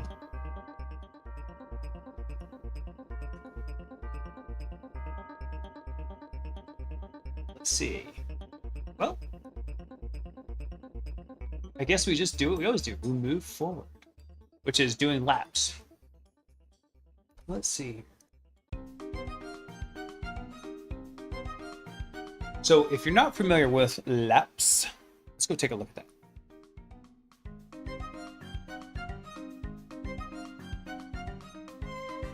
Ah, look at all these. Yeah. Oh, let me show you all the. Oh no, we lost the iPad. Damn it. Where'd it go?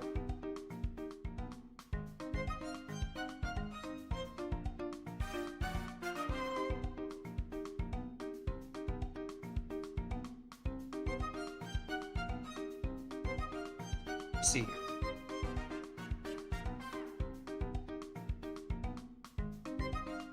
Hang on one sec, yo. There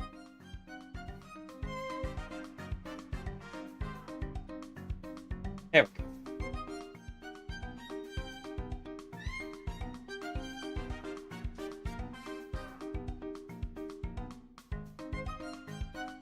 For some reason, the program that mirrors the iPad just went kaput.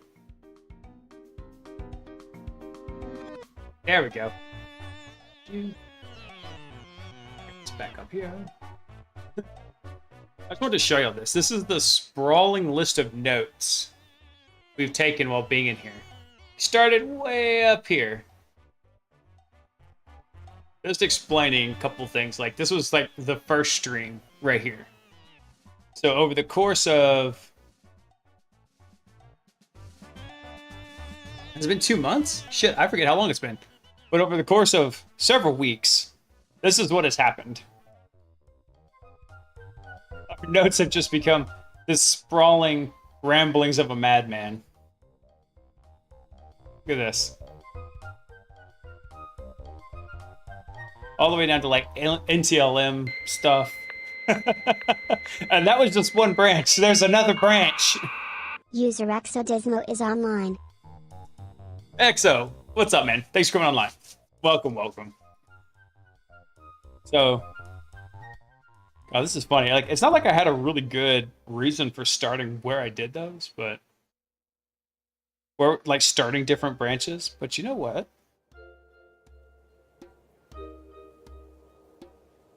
I don't have like any other better place to kind of explain this. So what we're going to be looking at next is called labs. That's the local administrator password solution. It's a thing put out by Microsoft so that you don't have to have the same password across all servers. And because typically whenever systems are deployed, you're deploying them from some kind of an image, right? A stamp that basically says, boom, here's all your configurations, right? And when you do that, the local administrator account on the machine will have its password set, and it will usually be stamped into that image, right? So with labs, it will come in and it will make it a controlled value that is set and controlled by the domain controller. So anytime you want to go get access to something, you can use labs to get the password to it. Hey, Dismo. Yeah, we were actually. We just got access over to the MSP. Hang on, I'll show you the notes.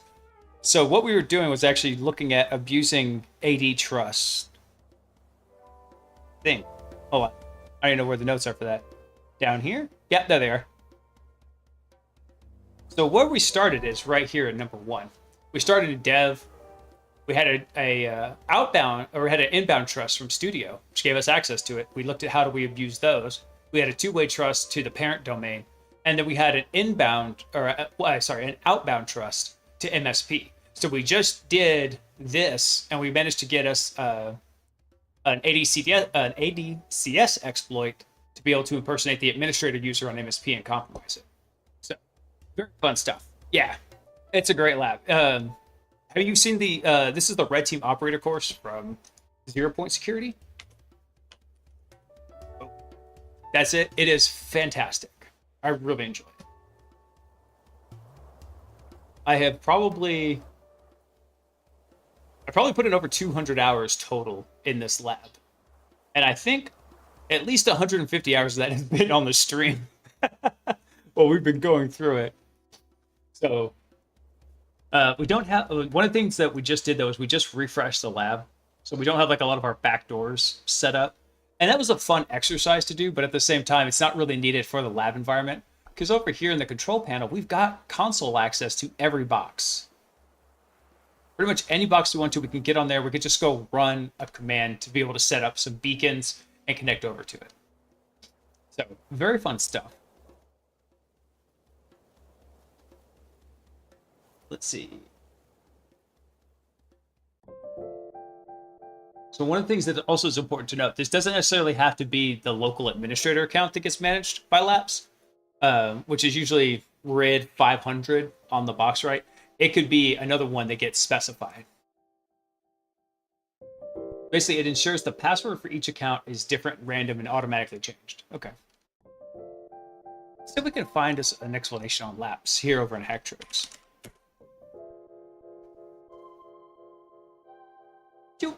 There we go. So it provides a system for managing local admin passwords on domain-joined computers, ensuring it's randomized and changes frequently. These passwords are stored in Active Directory, and access is controllable through ACLs to authorized users. Without sufficient permissions to access these passwords, pivoting on to other computers becomes, with sufficient access, you can then query the passwords from Laps to be able to pivot into other computers. So if you can compromise an account that has Laps access, you can do some pretty nasty stuff.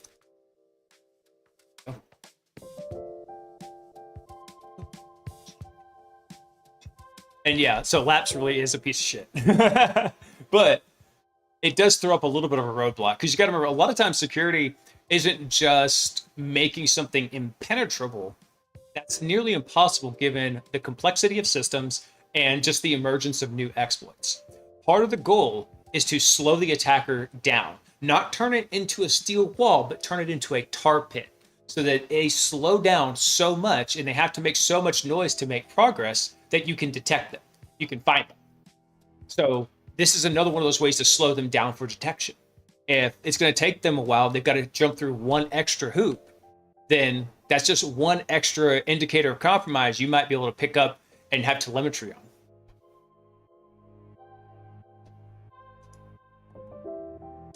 All right.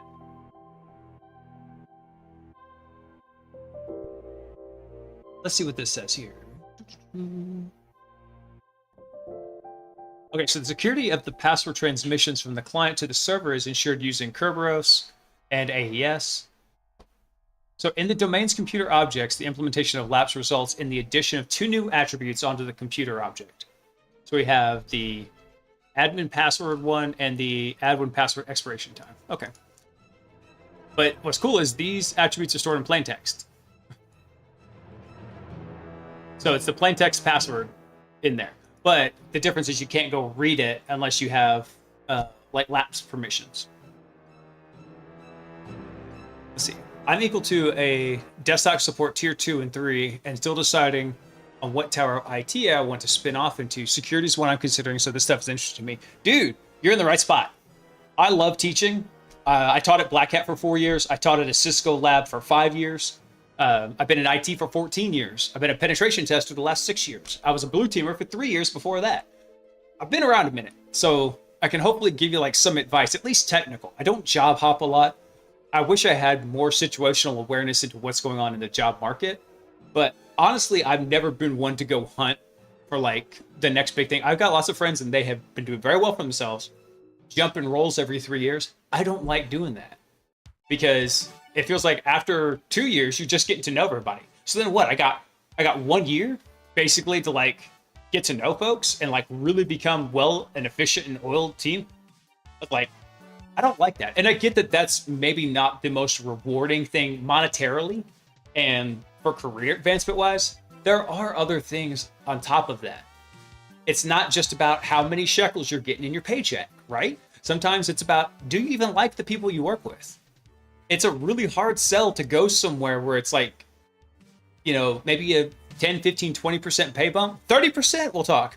But if you don't like the people there, that's going to be a hard slog. So, I like the team I'm on now. That's why I've been there for 6 years. It's had its ups and downs. It has not always been rainbows, sunshines, and unicorn farts, but I do like them. That's why I stick around with them. Some of them might also be listening on the stream, so I can't badmouth them on the stream.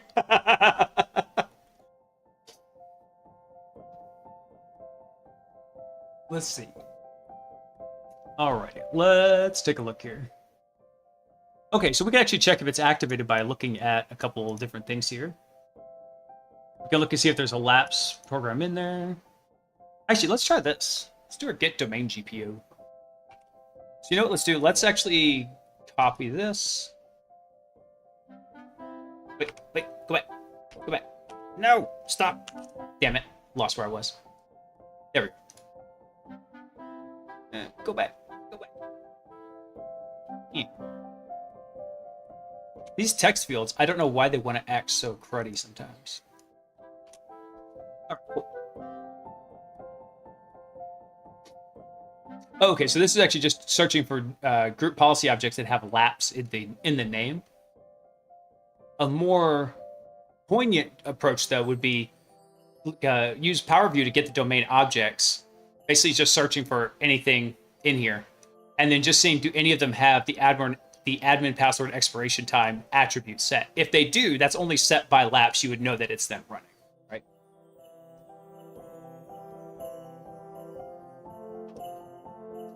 Damn it.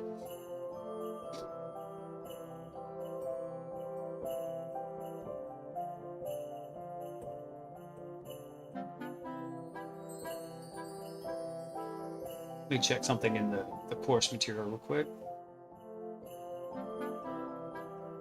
That's it. Let's go ahead and let's get prepared a little bit. We'll leave this beacon up. We're not going to do anything with it, but actually we're going to close it because we're going to operate from this one over here. Actually, I'll tell you, I want to do one more thing. We're going to go even lower because Nina Lamb has some elevated access. Let's connect over to Workstation 2 and let's get us over as the beacon as Mr. Farmer. Because Mr. Farmer...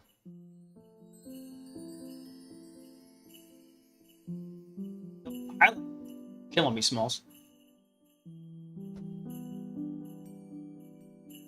Mr. Farmer has even fewer permissions. He is a dev in the environment.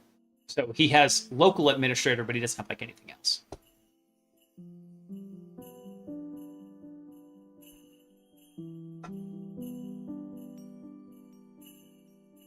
I also want to test something with Bob. Something that has, with the UAC bypasses that's been giving me heartache. Oh, show.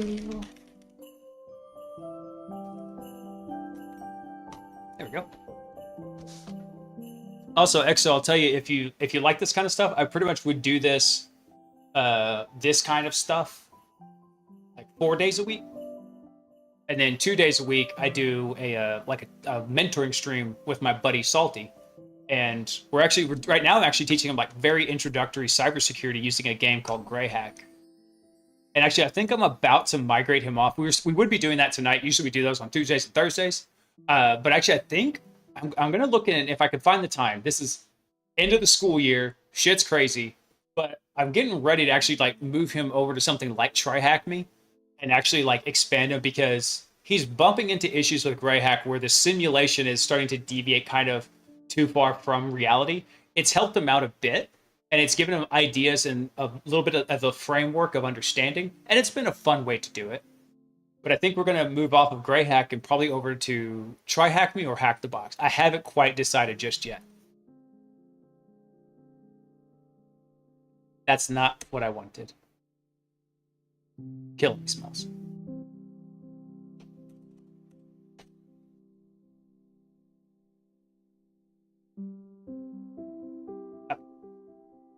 Austin, you bastard.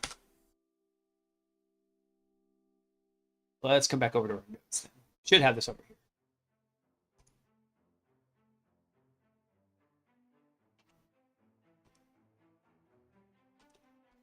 Let's see if it'll let me copy from here. There we go. We got to do something first, though. We got to send our AMSI bypass, and then we're going to send our HTTP. So now we should see... Uh-oh. Looks like it didn't like that.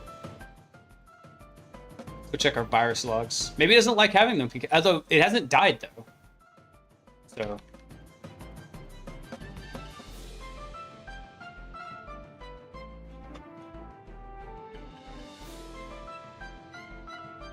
let's see. It's 3 a.m. on the box. Let's look at our... okay, so it's pissed off that automatic sample submission isn't turned on. It probably wanted to go through and try and submit those as samples. So that's fine. Did we get a beacon back, though?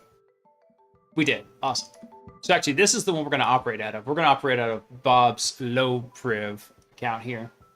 which it should show up as PowerShell. Yeah. All right, so let's try something here.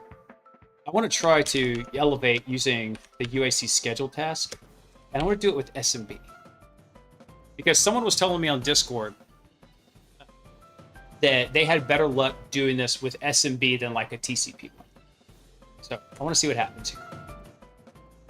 This should work because Bob is a local administrator.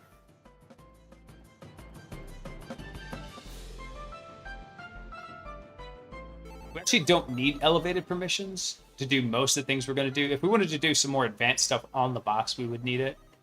But I don't think we're going to need it for the lab stuff because it's just all interactions to the domain controller. All right, so that didn't work. What about if we do get privs? Yeah, pretty much. Okay. But if we get our privileges. Oh, shit. You know what I didn't do? I didn't set the beacon to interactive mode. No wonder why it's been taking so long. Good job, Blaze. Big smooth brain on you. There we go. Because by default, they take a minute to cycle through. So instead, we want to make this much faster. So we're going to set it to this interactive mode like these other two are.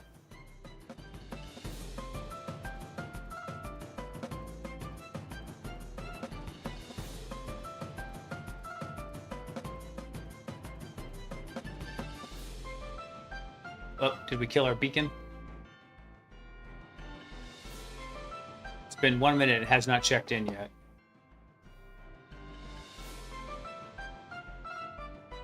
Oh, there it goes.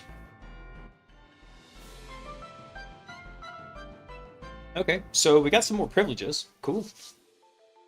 I doubt this is actually going to change anything, but...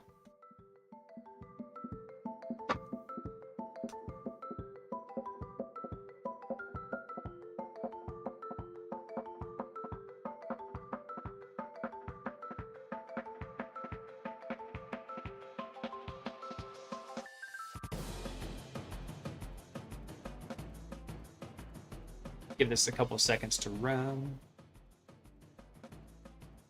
Damn, why don't we say file not found whenever we're trying this?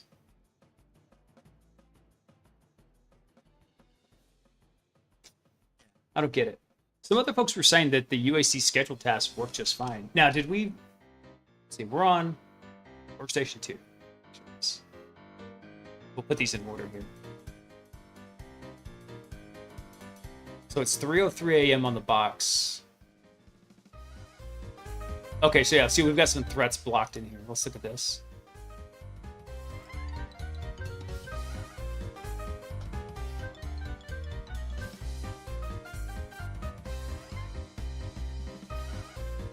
Oh, that's right, because UAC schedule task is doing...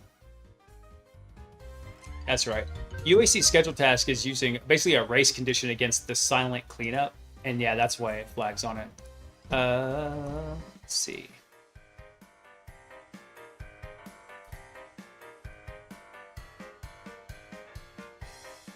You know what we should actually be able to do? There should be a service executable in here. Elevate with a service executable. Yeah, there we go. No, I don't want to actually run it. Hang on. Let me try something here. Keep out and always check the help. Oh, okay. So elevate is for use. Get system via executable run as system. Yeah, but I don't want system. I want a high integrity process, you jerk.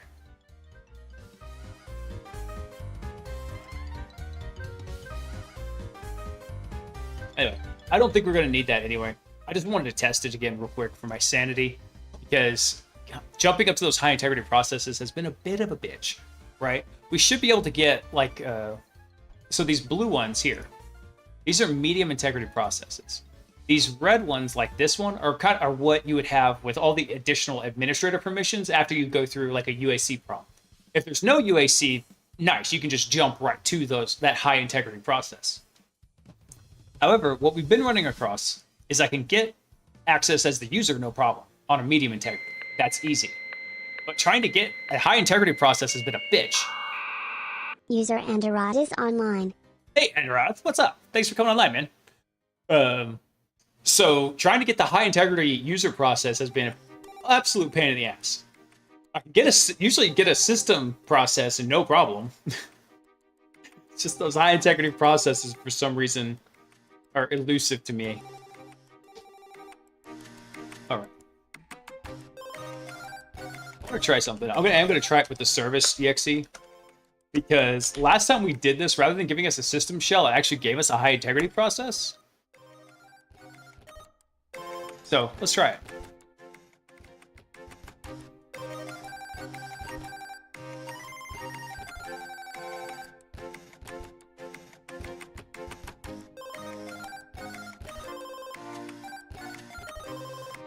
Nope, didn't like it. It's probably going to say, and it squashed it again. See, this is workstation 2. Let's see, 3:06 a.m. on the box. No? So weird. Because our last thing was at 3:08. Or sorry, 3:03. Anyway, let's not burn too much time on it. It's inconsequential what we're doing for some laps. So let's do this other real quick. Let's do some local reconnaissance. Let's imagine Bob was our point of entry into the environment, right? So let's do a LS against program files. Program files. All right, and let's see if we see laps in here. We do. So we see laps. So let's take a look at it. Laps. Lapsa papsa. We got a CSE.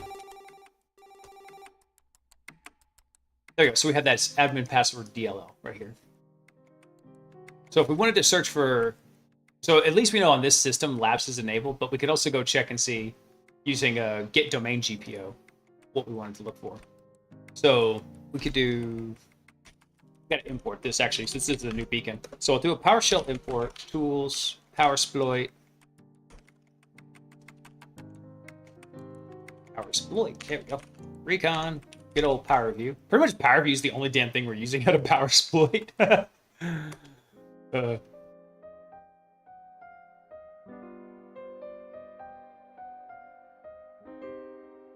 All right, let's see here.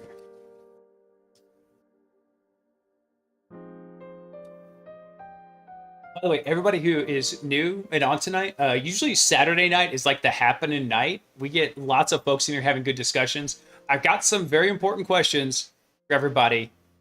And so we're going to discuss that Saturday. Just FYI. Tomorrow night, Friday night's my night off. I actually do need to pay my wife some attention so she doesn't murder me in my sleep. She already puts up with enough of my bullshit. So, no stream tomorrow night, but then we'll pick up hot and heavy on Saturday. To get oh wait, we gotta do power pick in here. Power pick, get domain GPO, and then what we want to search for is we want it's $_, and we want to check the display names. So display name needs to be like Laps. So we're just basically just doing a quick wildcard search against this. And then we got to close that. Let's go see what we get from this.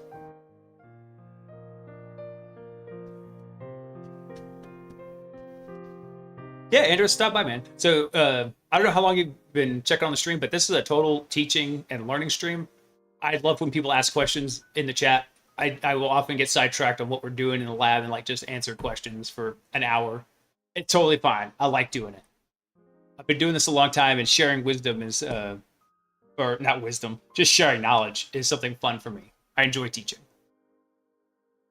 All right, cool. So this does tell us, hey, yeah, by the way, we've got this stuff in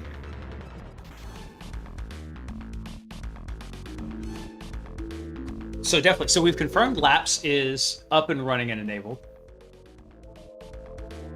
So one thing we could also do is, if we want to see, like, because Laps does not have to be set on every computer, it's probably going to be installed by some GPO set in there. So what we can do is we can go then query who has some of those attributes set, right? Because there's 2 attributes for laps. Hey, what are you doing? So if we look at this, right?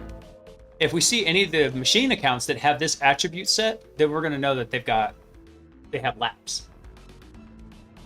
Actually, I take it back. I think every computer will have that. We just need to check that that value is like not null, right? So, let's see.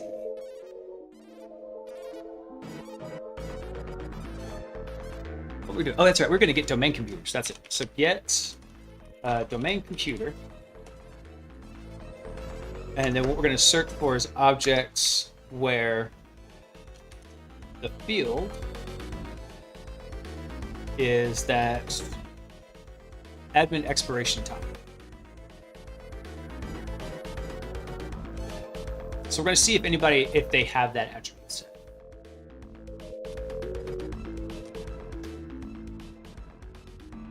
Yeah, and what we do is we want to make sure it's not a null value, right? Because if the expiration time is set to null, then that means that the password was never set, because the password has to expire after so long. And then, yeah, let's just run that. See what happens. We're going to get a shit ton of data back. We'll filter it down a little bit. Because we're going to get a list of like every computer that has laps running on it and all their attributes. So, yeah, let's do that. And then let's select the name. Let's just get a list of the names of the computers.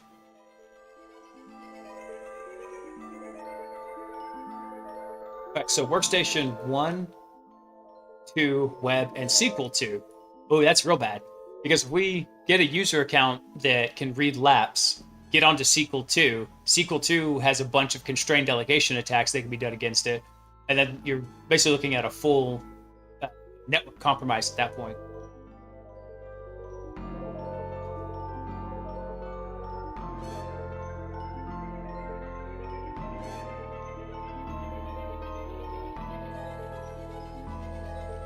Let's see. So let's see. Somewhere in here, we need to find what GPO. Oh, actually, so the GPO lapse policy is this well-known UID here. Yes. Okay. Or is it? Hold on. You can download the raw lapse policy from here.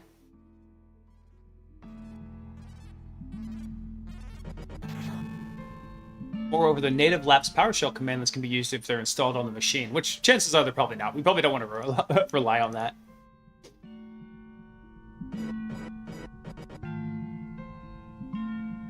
Let's see. We won't have access to Lapse Toolkit, I don't believe, because I don't think it's on this system. I don't remember seeing it in our tools directory. Let's come over here to tools. Actually, yes, we do.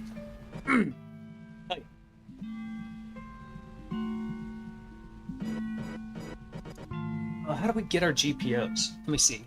I think it's just get domain GPO, which that might just return. That might just vomit on us. We'll try it.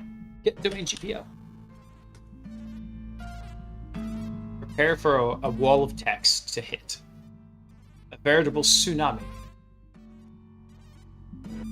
Alright, so let's select a couple values out of this. Let's get the display name. And we're also going to want the distinguished name.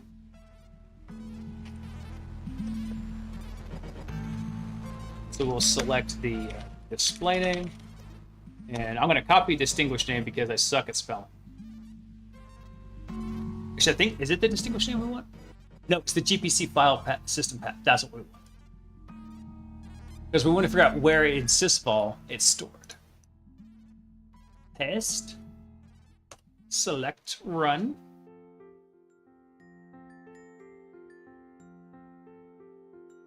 There we go. So we have default domain policy. So right there, bam. So we have a lapse policy right there. I think we can do.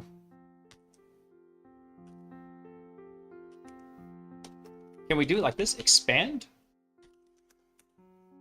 I got a whole book on like offensive PowerShell that I need to go through.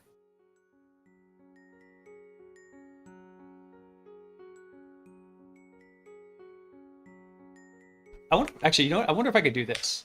What if I do this and then I select and expand that? What will it do? Expand the GPC file system path. I'm curious. Will it give us a long ass line, or will we just get like this kind of like the same output?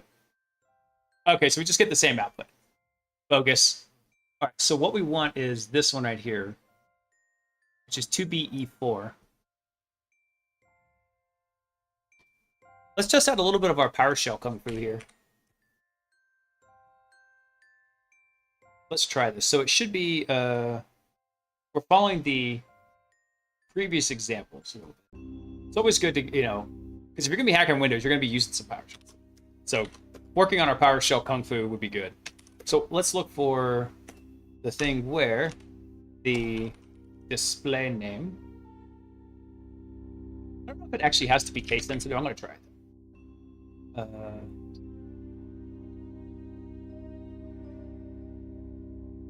Hang on one second. I'm double checking something on the syntax here. Yeah. Display name equals flats.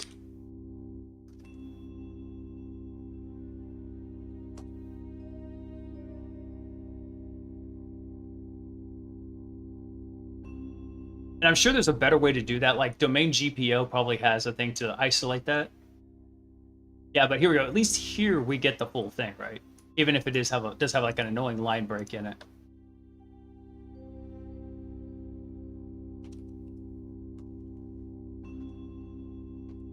Because copying.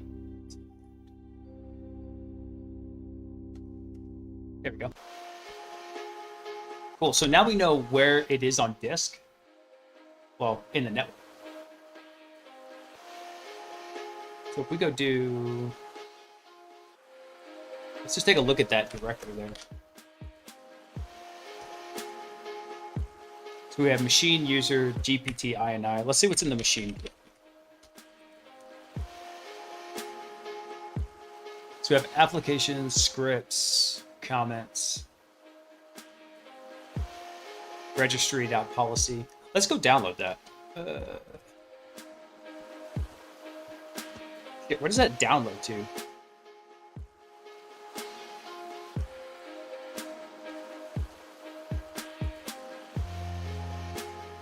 I'm trying to remember.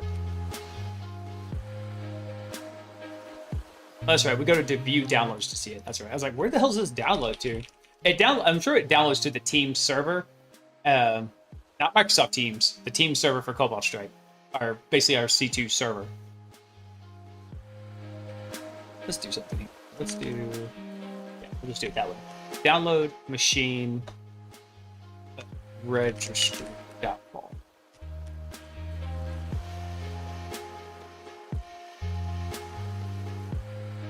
So we go to view downloads.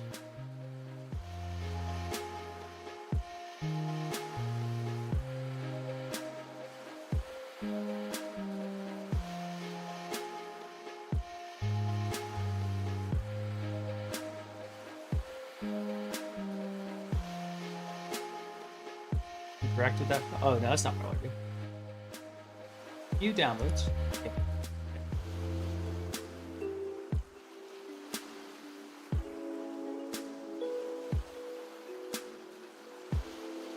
There we go. Yeah, just save it there. Perfect. Okay.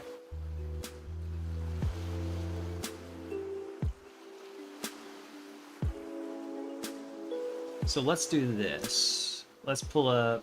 We're done with this session. This was like all the attacks we're doing against the MSP. We've compromised the MSP already. So let's come back over here. Let's clear this out. We should be good on AMC. We already did our AMC bypass. So,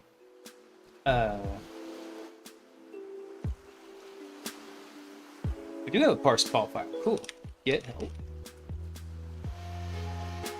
Read and parse a Paul file. Okay. I guess that's a built-in.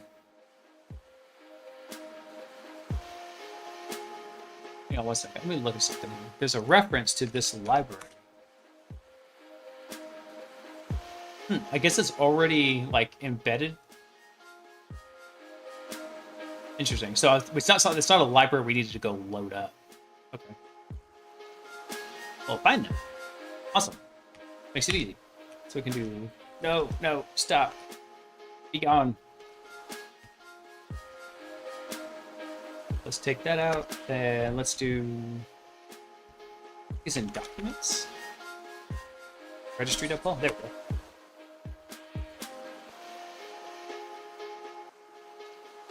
Alright, so we're going to have... What do we see in here?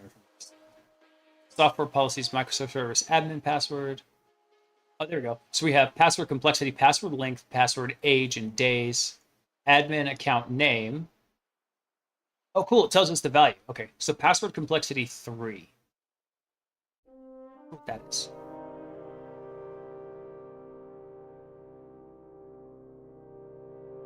I don't think we even have. I don't think we have crack map exec in the environment here.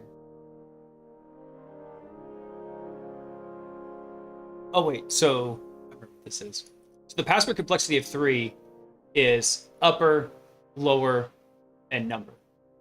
I think password value 4 would be like upper, lower, number, special character, if I remember right. Password length 14. So the password's 14 characters long. So this is what I was talking about. The chances of cracking that are probably pretty slim. And it rotates every 30 days. Interesting. So actually, here's the account that we're doing. So we haven't set the administrator password. We've set the lapsed admin. So if we actually go through and look, let's look at our system again. Go back into our shell here. If we do, what is it? Net local group administrators.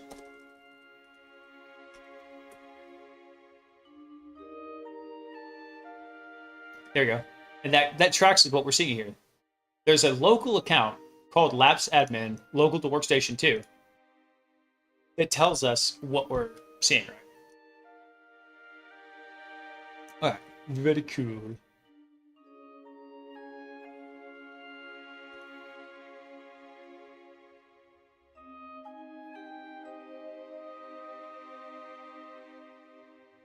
So what we need to know now is who has permission to read this value here.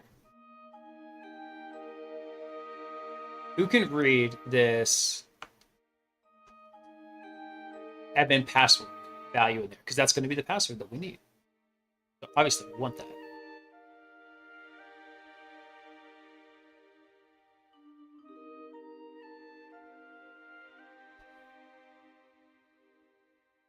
Oh, cool. Power Feud can be used to find out who can read the passwords and read it. Nice. Okay.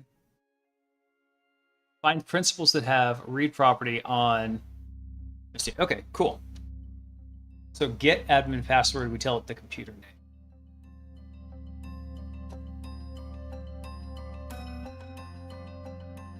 So it's going to be. Let's run that with Power Pick.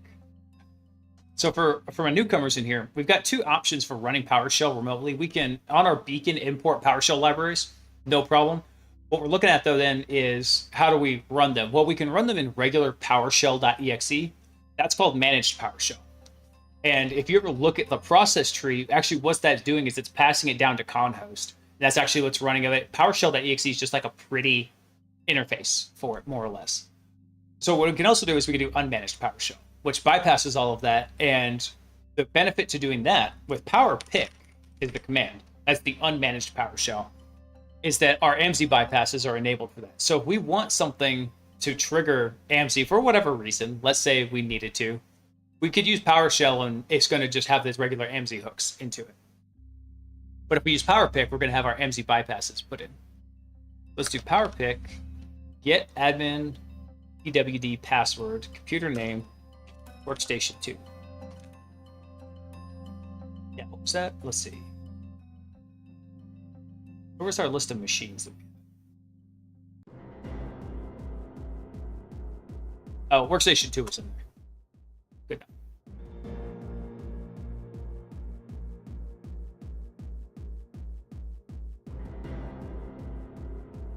Wait, I thought get admin password was part of Power View.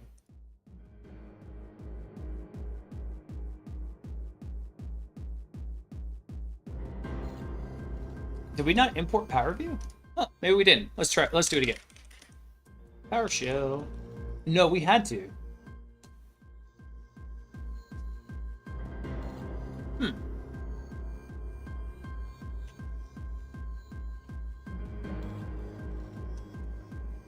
Get a ADM. Maybe our version of PowerView does not have that, which is weird because PowerView is not like it's been run get module.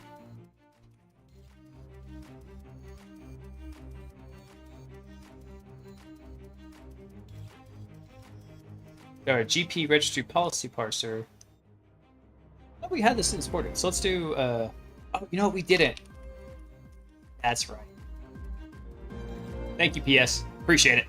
All right, let's import this. Let's do tools, PowerSploit, Recon, PowerView. I forgot we actually did not import it into this particular one. There we go. So now what about get ADM?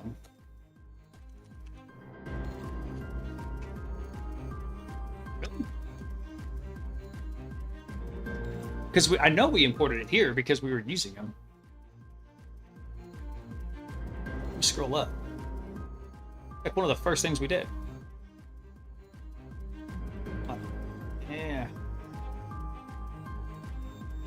We did our UAC BS.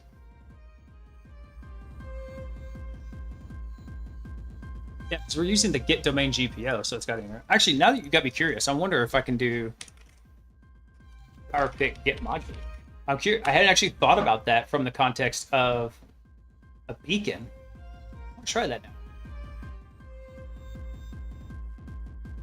Get anything back? We did not. Interesting. Show get module.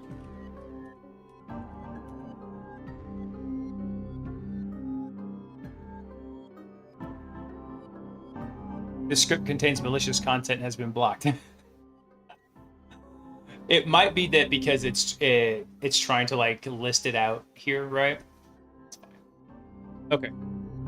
That was kind of what I expected to happen anyway. Because if we do have power, in fact, I know we do. Because look, if I run get domain, that's a, damn it, PowerPick get domain.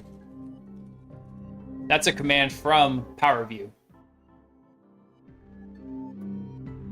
And see, so it comes back. So we do have PowerView in here. I just don't get why that get admin password function wasn't in here. But we do have another option. I'm just going to copy this because this is a big, long, ugly command. And it's not something you would memorize, it's something you'd reference from notes. But let's do PowerPick. I'm going to let this run and we're going to look at what this command is over here. No.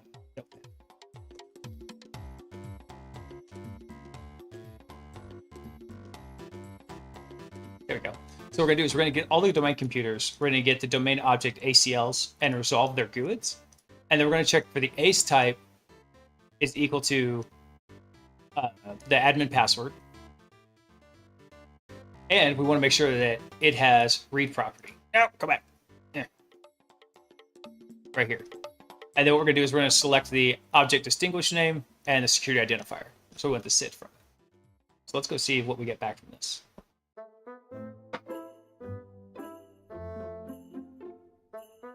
So what this is showing us is that workstation 2, web SQL 2, workstation 2, file server. So each of these has read permission to it. So the system account should have read permission to it.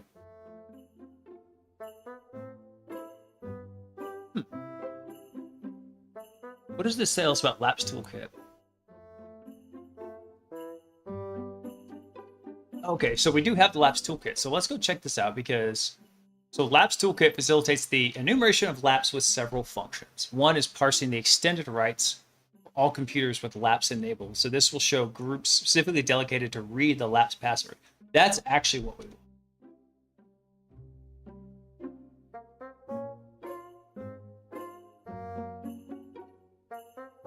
Actually, this should be a similar list though. Because this is just a dedicated toolkit for it.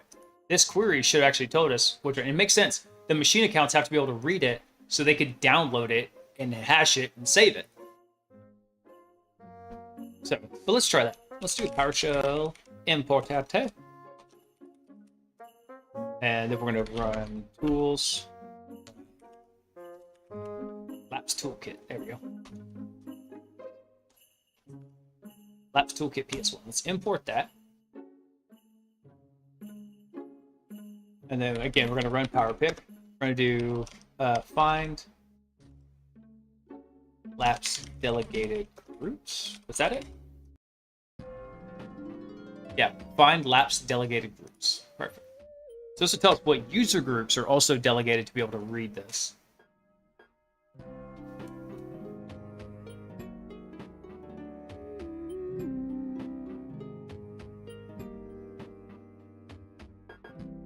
It's the thinking.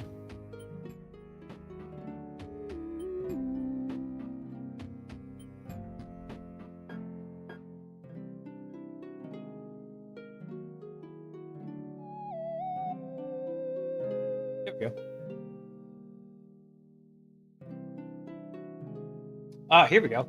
So for machines and workstations, the developers have access to read the Labs passwords.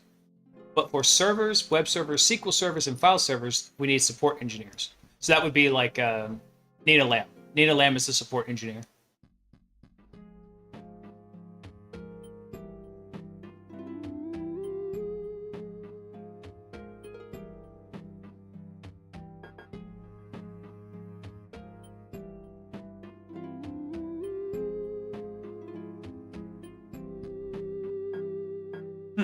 There's an alternative version of this. This was Find Labs delegated groups, but there's another one mentioned in here. Let's see if it's mentioned in Hactrix. Yeah, find admin password extended rights.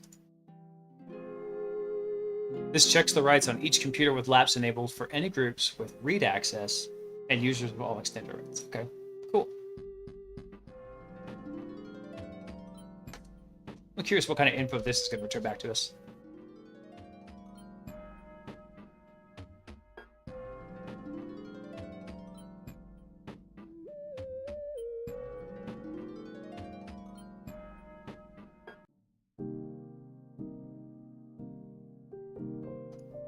You know what I realized we're not doing? We're not taking any notes. Let's go ahead and close MSP because we're not going to use that ever again. Let's do new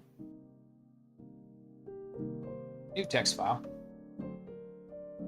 Let's go ahead and save it. Oh, it's laps.md. Or save this as a markdown. Why? Because I can. Alright, cool. Laps, baby. Let's go take a couple of notes here. Let's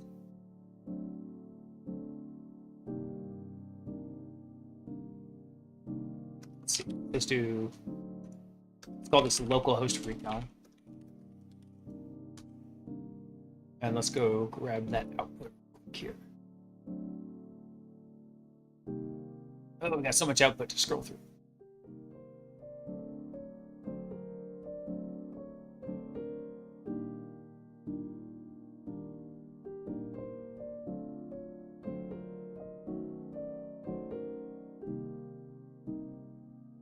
Here we go. So this will actually tell us that yes, it's actually got it and is running. This is how we would identify it. Localhost recon.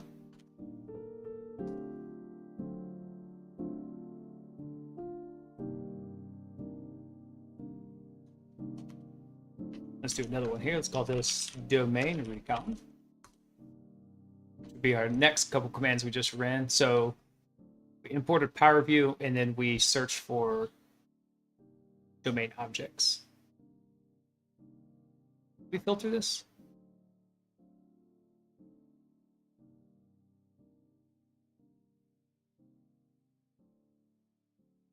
I don't think we did.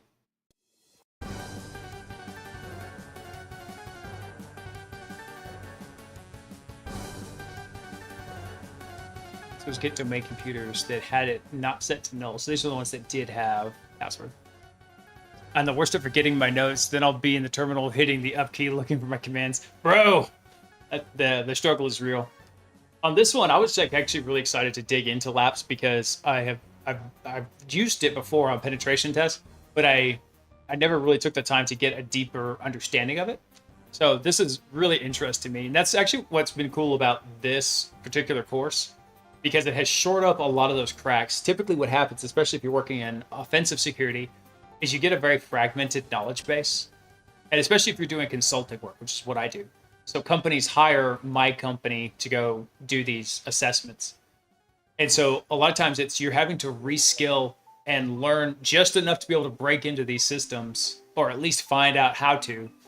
And it gets to be a beatdown sometimes. And so you get this very like fragmented, lightning looking pattern of knowledge that's somewhat disconnected. You don't get like the full picture sometimes. And it's exactly what happened with Laps here. So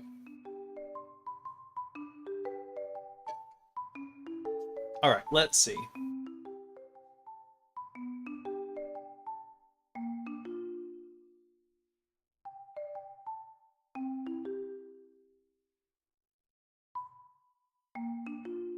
Wait, did I actually get that info? Yeah, I did. Just want this one.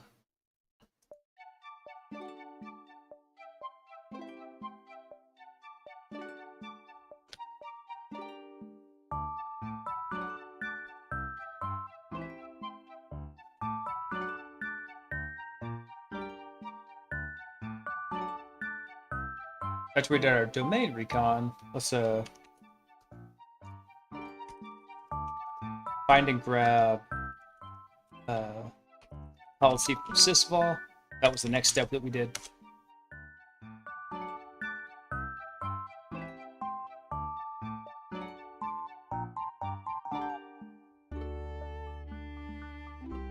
Ugh, so much to scroll through.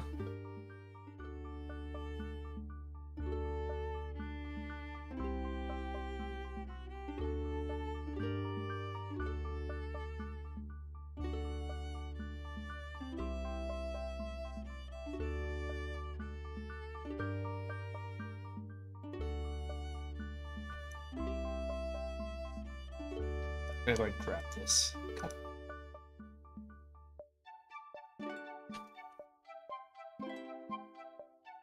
A more efficient way would have been like, hey, if we had done this, we searched through the big long text output, but get the domain GPOs, just let's look at the names. Oh wait, we did look at the names, didn't we? Hold on. We got the list of names. If I remember right. Yeah, here we go.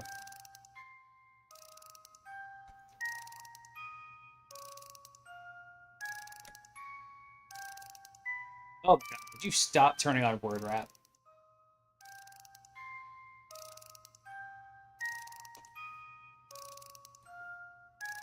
Let's see. And then after we did that, then we actually dumped the correct.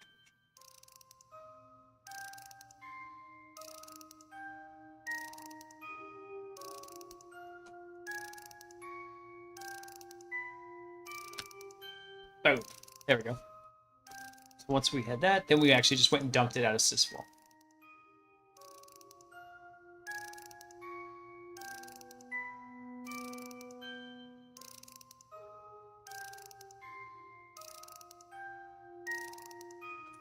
Then we located it in sysvol, then we downloaded it, and then we parsed it.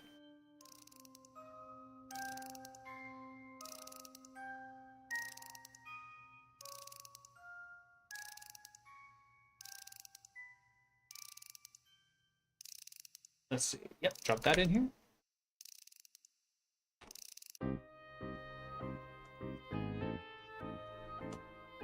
And then actually we did this on the local side.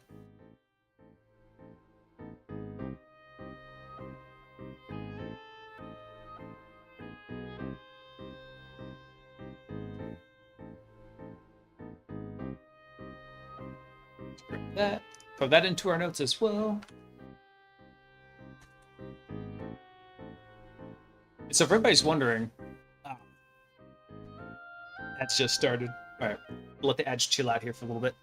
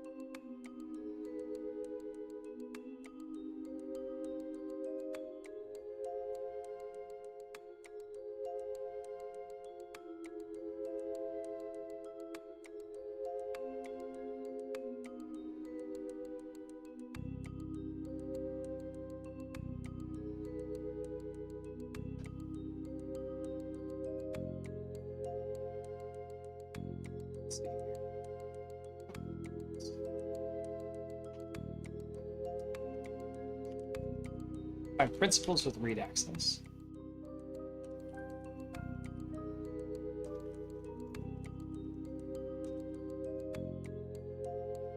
Let's clean this up.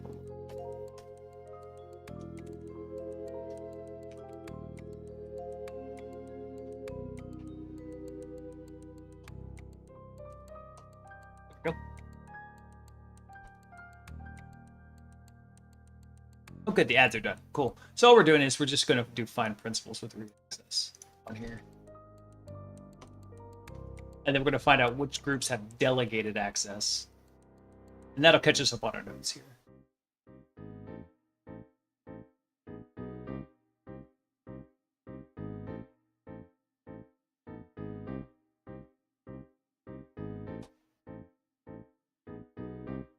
I'm going to grab all this and we'll notate it here in our notes.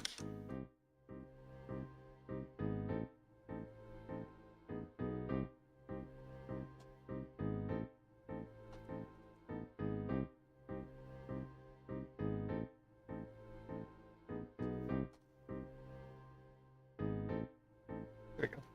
So we import the Labs toolkit, then we find delegated groups.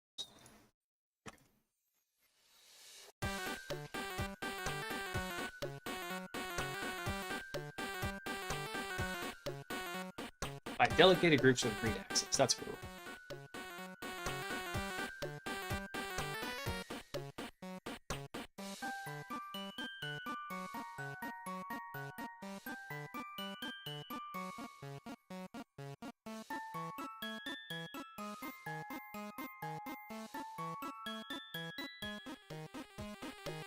Interesting. Okay, so this right here is telling us if we find the Labs delegated groups, we see that the workstation's OU is delegated to developers.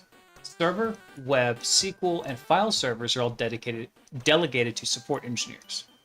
But if let's say if we want to get a list of like specific machine mappings, if we find the admin password extended rights, this literally tells us on this computer, here's the identity that you need, and they can access it because they're delegated to it. Okay. Gotcha. Find groups with delegated read access. This is list groups with access to for each computer. Each principal, maybe?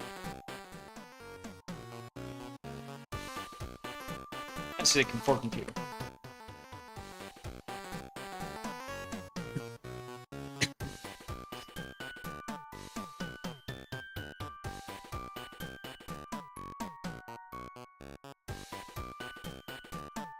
So workstation 2. Oh, actually, check this out. Workstation 2 and workstation 1.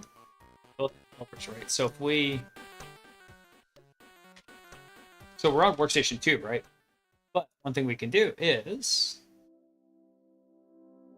We can do power pick, get domain computer, and we can tell it identity is workstation 1. So we're on workstation 2, but because Farmer is a developer, he should have permission to read the Labs password for workstation 1 also, for workstations 1 and 2. So if we want to jump from 1 to 2, or from 2 to 1, this is one of the ways to do it. So let's do what is it?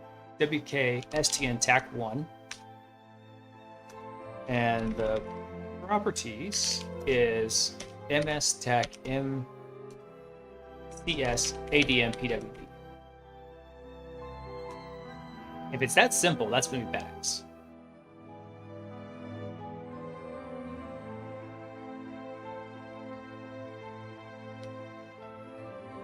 Get domain computer.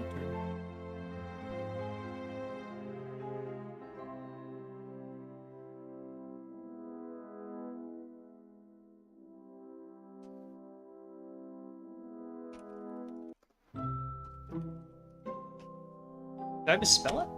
Hold on. No. Get domain computer.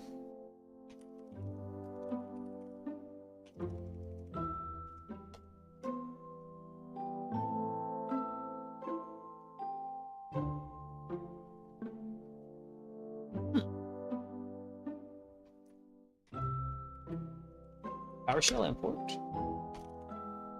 Tools. See, power exploit. On. Review.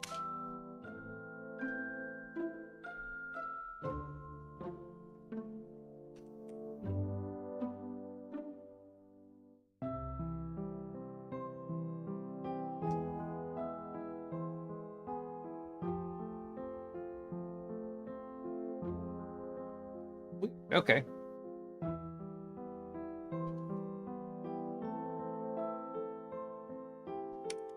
Interesting. So it's get domain? I guess that's not a power view thing. So we were trying to do the power view thing earlier, CyberSec. That's what we were. Get domain computers are built in. I'm a flippin' genius. All right.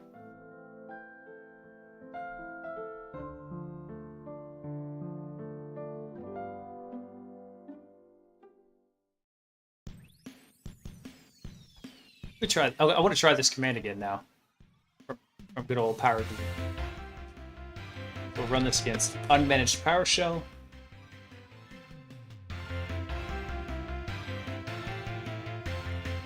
Okay, so it still didn't have it in there, but that's fine.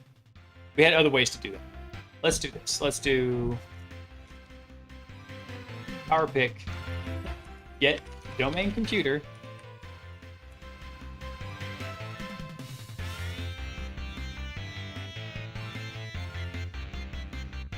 There we go.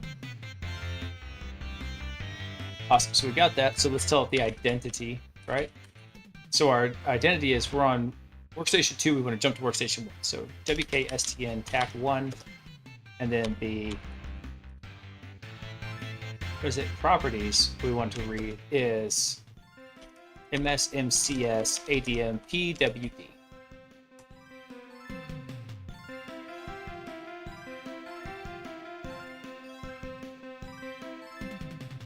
Oh, there's the local password. Which it should actually show. Well, actually, no, I guess it wouldn't show up here. Because it's not like a regularly queried thing, I don't believe. I don't think it's just dumping everything, is it? Oh, wait, there it is. Yeah, it was right there. Look at that. Right under our nose the entire time.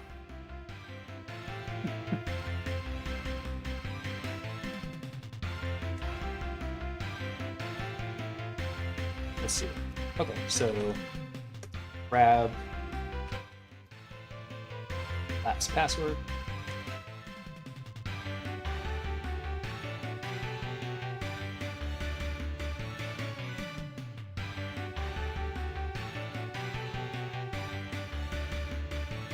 Just drop that in there. And then one thing we can do now is we could actually make a token for it.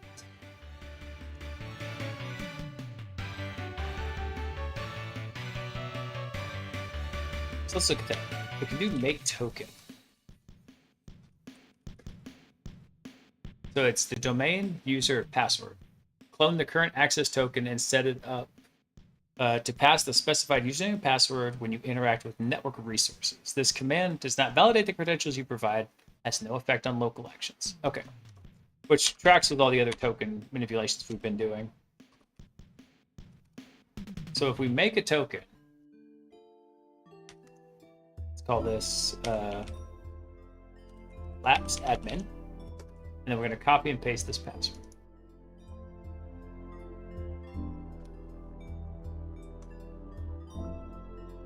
That's cool. It auto impersonates it. Badass. And now if we do an ls against WKSTN TAC1, and we look at the C drive. Actually, let's look at the admin share. Admin share, in my opinion, is the big money. That's how you know you actually do have access to it. That's the Windows directory.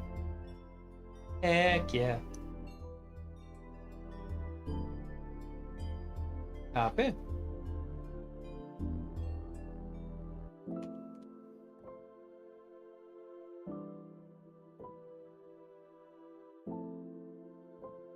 Now, out of curiosity, I wonder if we can use that to jump now.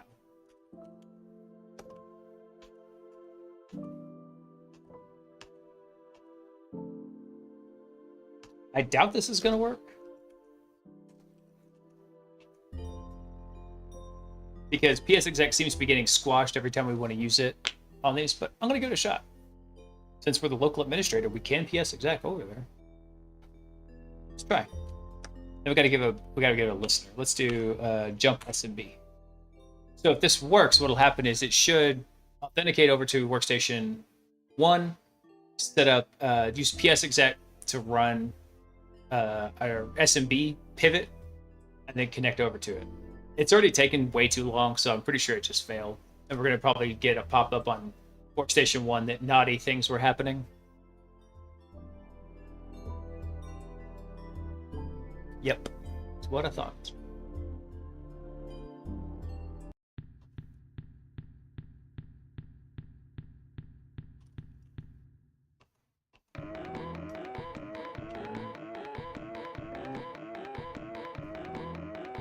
What about if we just do remote exec for WMI? Well, we could do that, but what we need to do first is go upload something to it.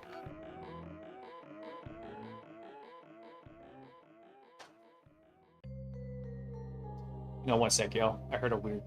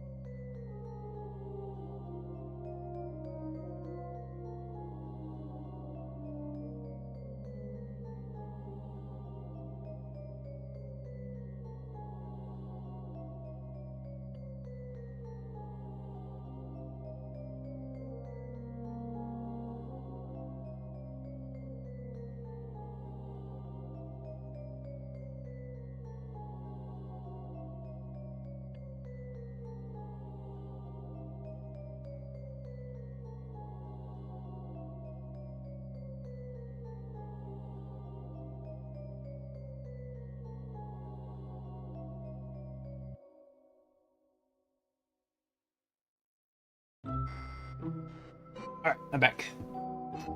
Thankfully, it was nothing.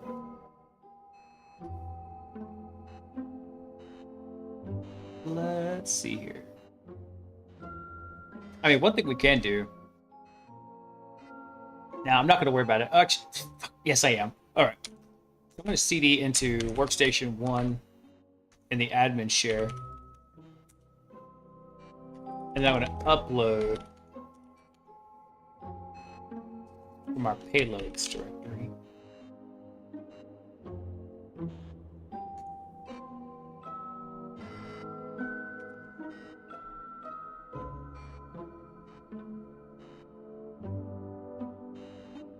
Which I don't know if I want to upload that. Now let's do it. We're just going to upload our SMB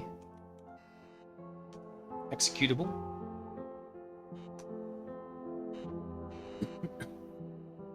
And then what we're going to do is we're going to do a remote exec over WMI to workstation 1. For some reason, WMI seems to work, but PS exec just gets squashed. Let's see. Workstation 1, and the command we're going to run is C:\Windows SMB _ x64.exe.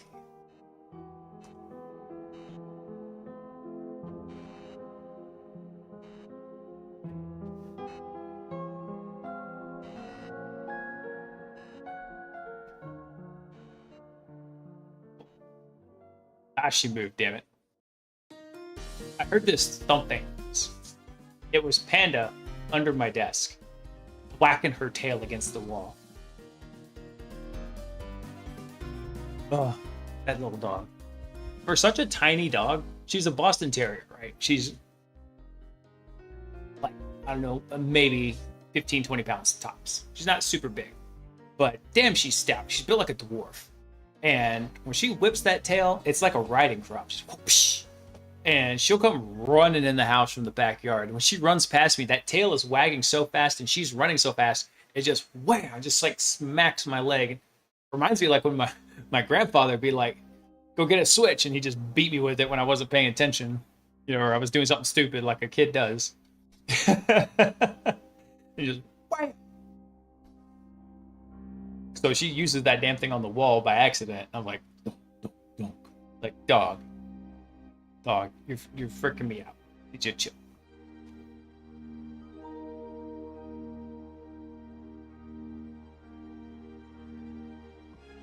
Oh, dang it, we ran into a co-initialized security issue here.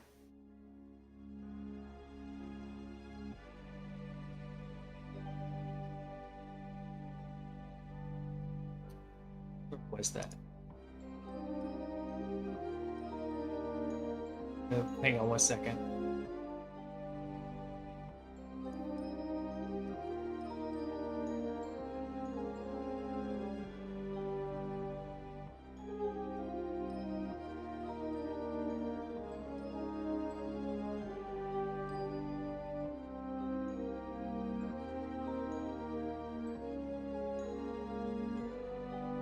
So the issue here has to do with the way tokens are handled. And I don't want to go into too many details about it tonight, but there is a workaround to this. So what we can do is we can do an execute assembly. Essentially what's going to, the 50,000 foot overview of this is we need to be able to have a secondary process run this for us. So what we can do is we can actually run sharp WMI. So tools, sharp, or is it WMI? There we go. Then release sharp WMI, and we're going to tell it action is equal to exec, and the computer name is going to be WKSTN TAC1. We'll just give it the full domain, cyberrobotic.io, and then we're going to tell it what command we want to run. So the command to run is going to be command equals.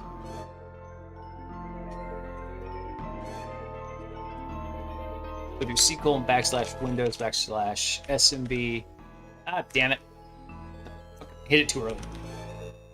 I went off too early because that was a premature fire. Right.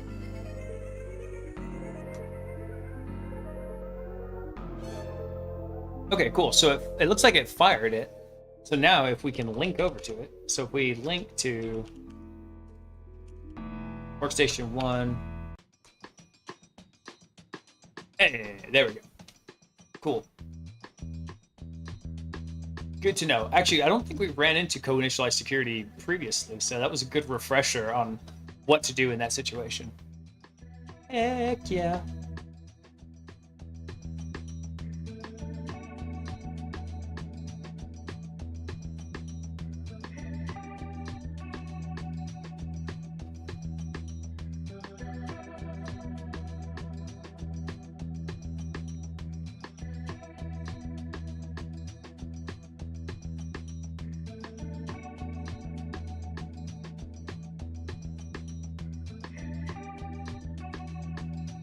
Hang on, I'm checking something else because there's some tricks you can do with the password expiration too.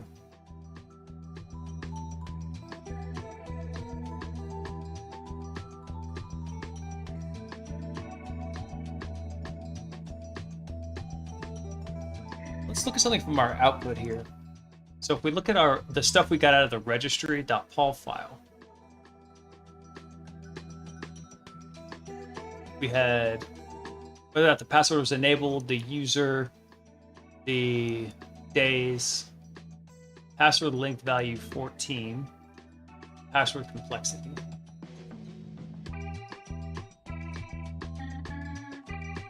Let's see. So the password length was like 30 days, right? Yeah. Password age days, 30.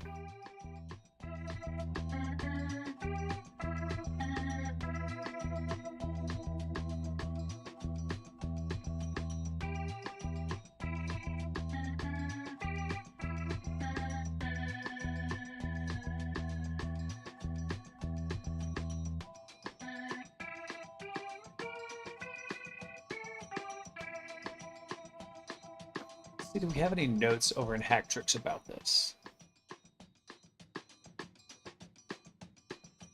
Here we go.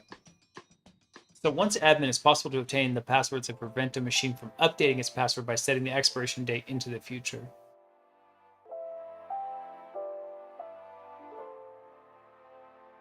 This password will reset if an admin uses reset admin password commandlet, or if do not allow password expiration time longer than required by policy is enabled in the lapsed GPO.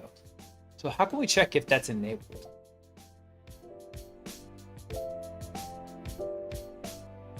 So essentially what happens here is we have this value that was set in the policy that there's 30 days password age length, right? So every 30 days, the password should cycle. Well, what we're looking at here is that there's a protection mechanism in place that says this. Do not allow password expiration time longer than required by policy. So what would happen there is if for some reason we got through and we were administrator on the system and we modified that registry entry to set the expiration time sometime like 10 years in the future or something, right? What would happen is it would actually force an auto cycle of the password.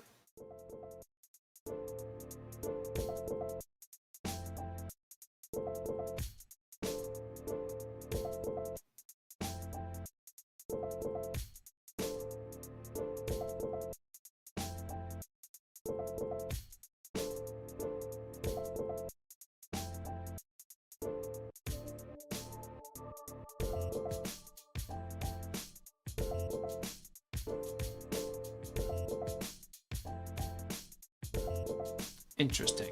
I actually want to dig more into this password expiration protection, but I think this is a good stopping spot. Like I said, when you're going through a project, one of the best life hacks, quality of life things you can do is do not stop where you don't know where to pick up, right?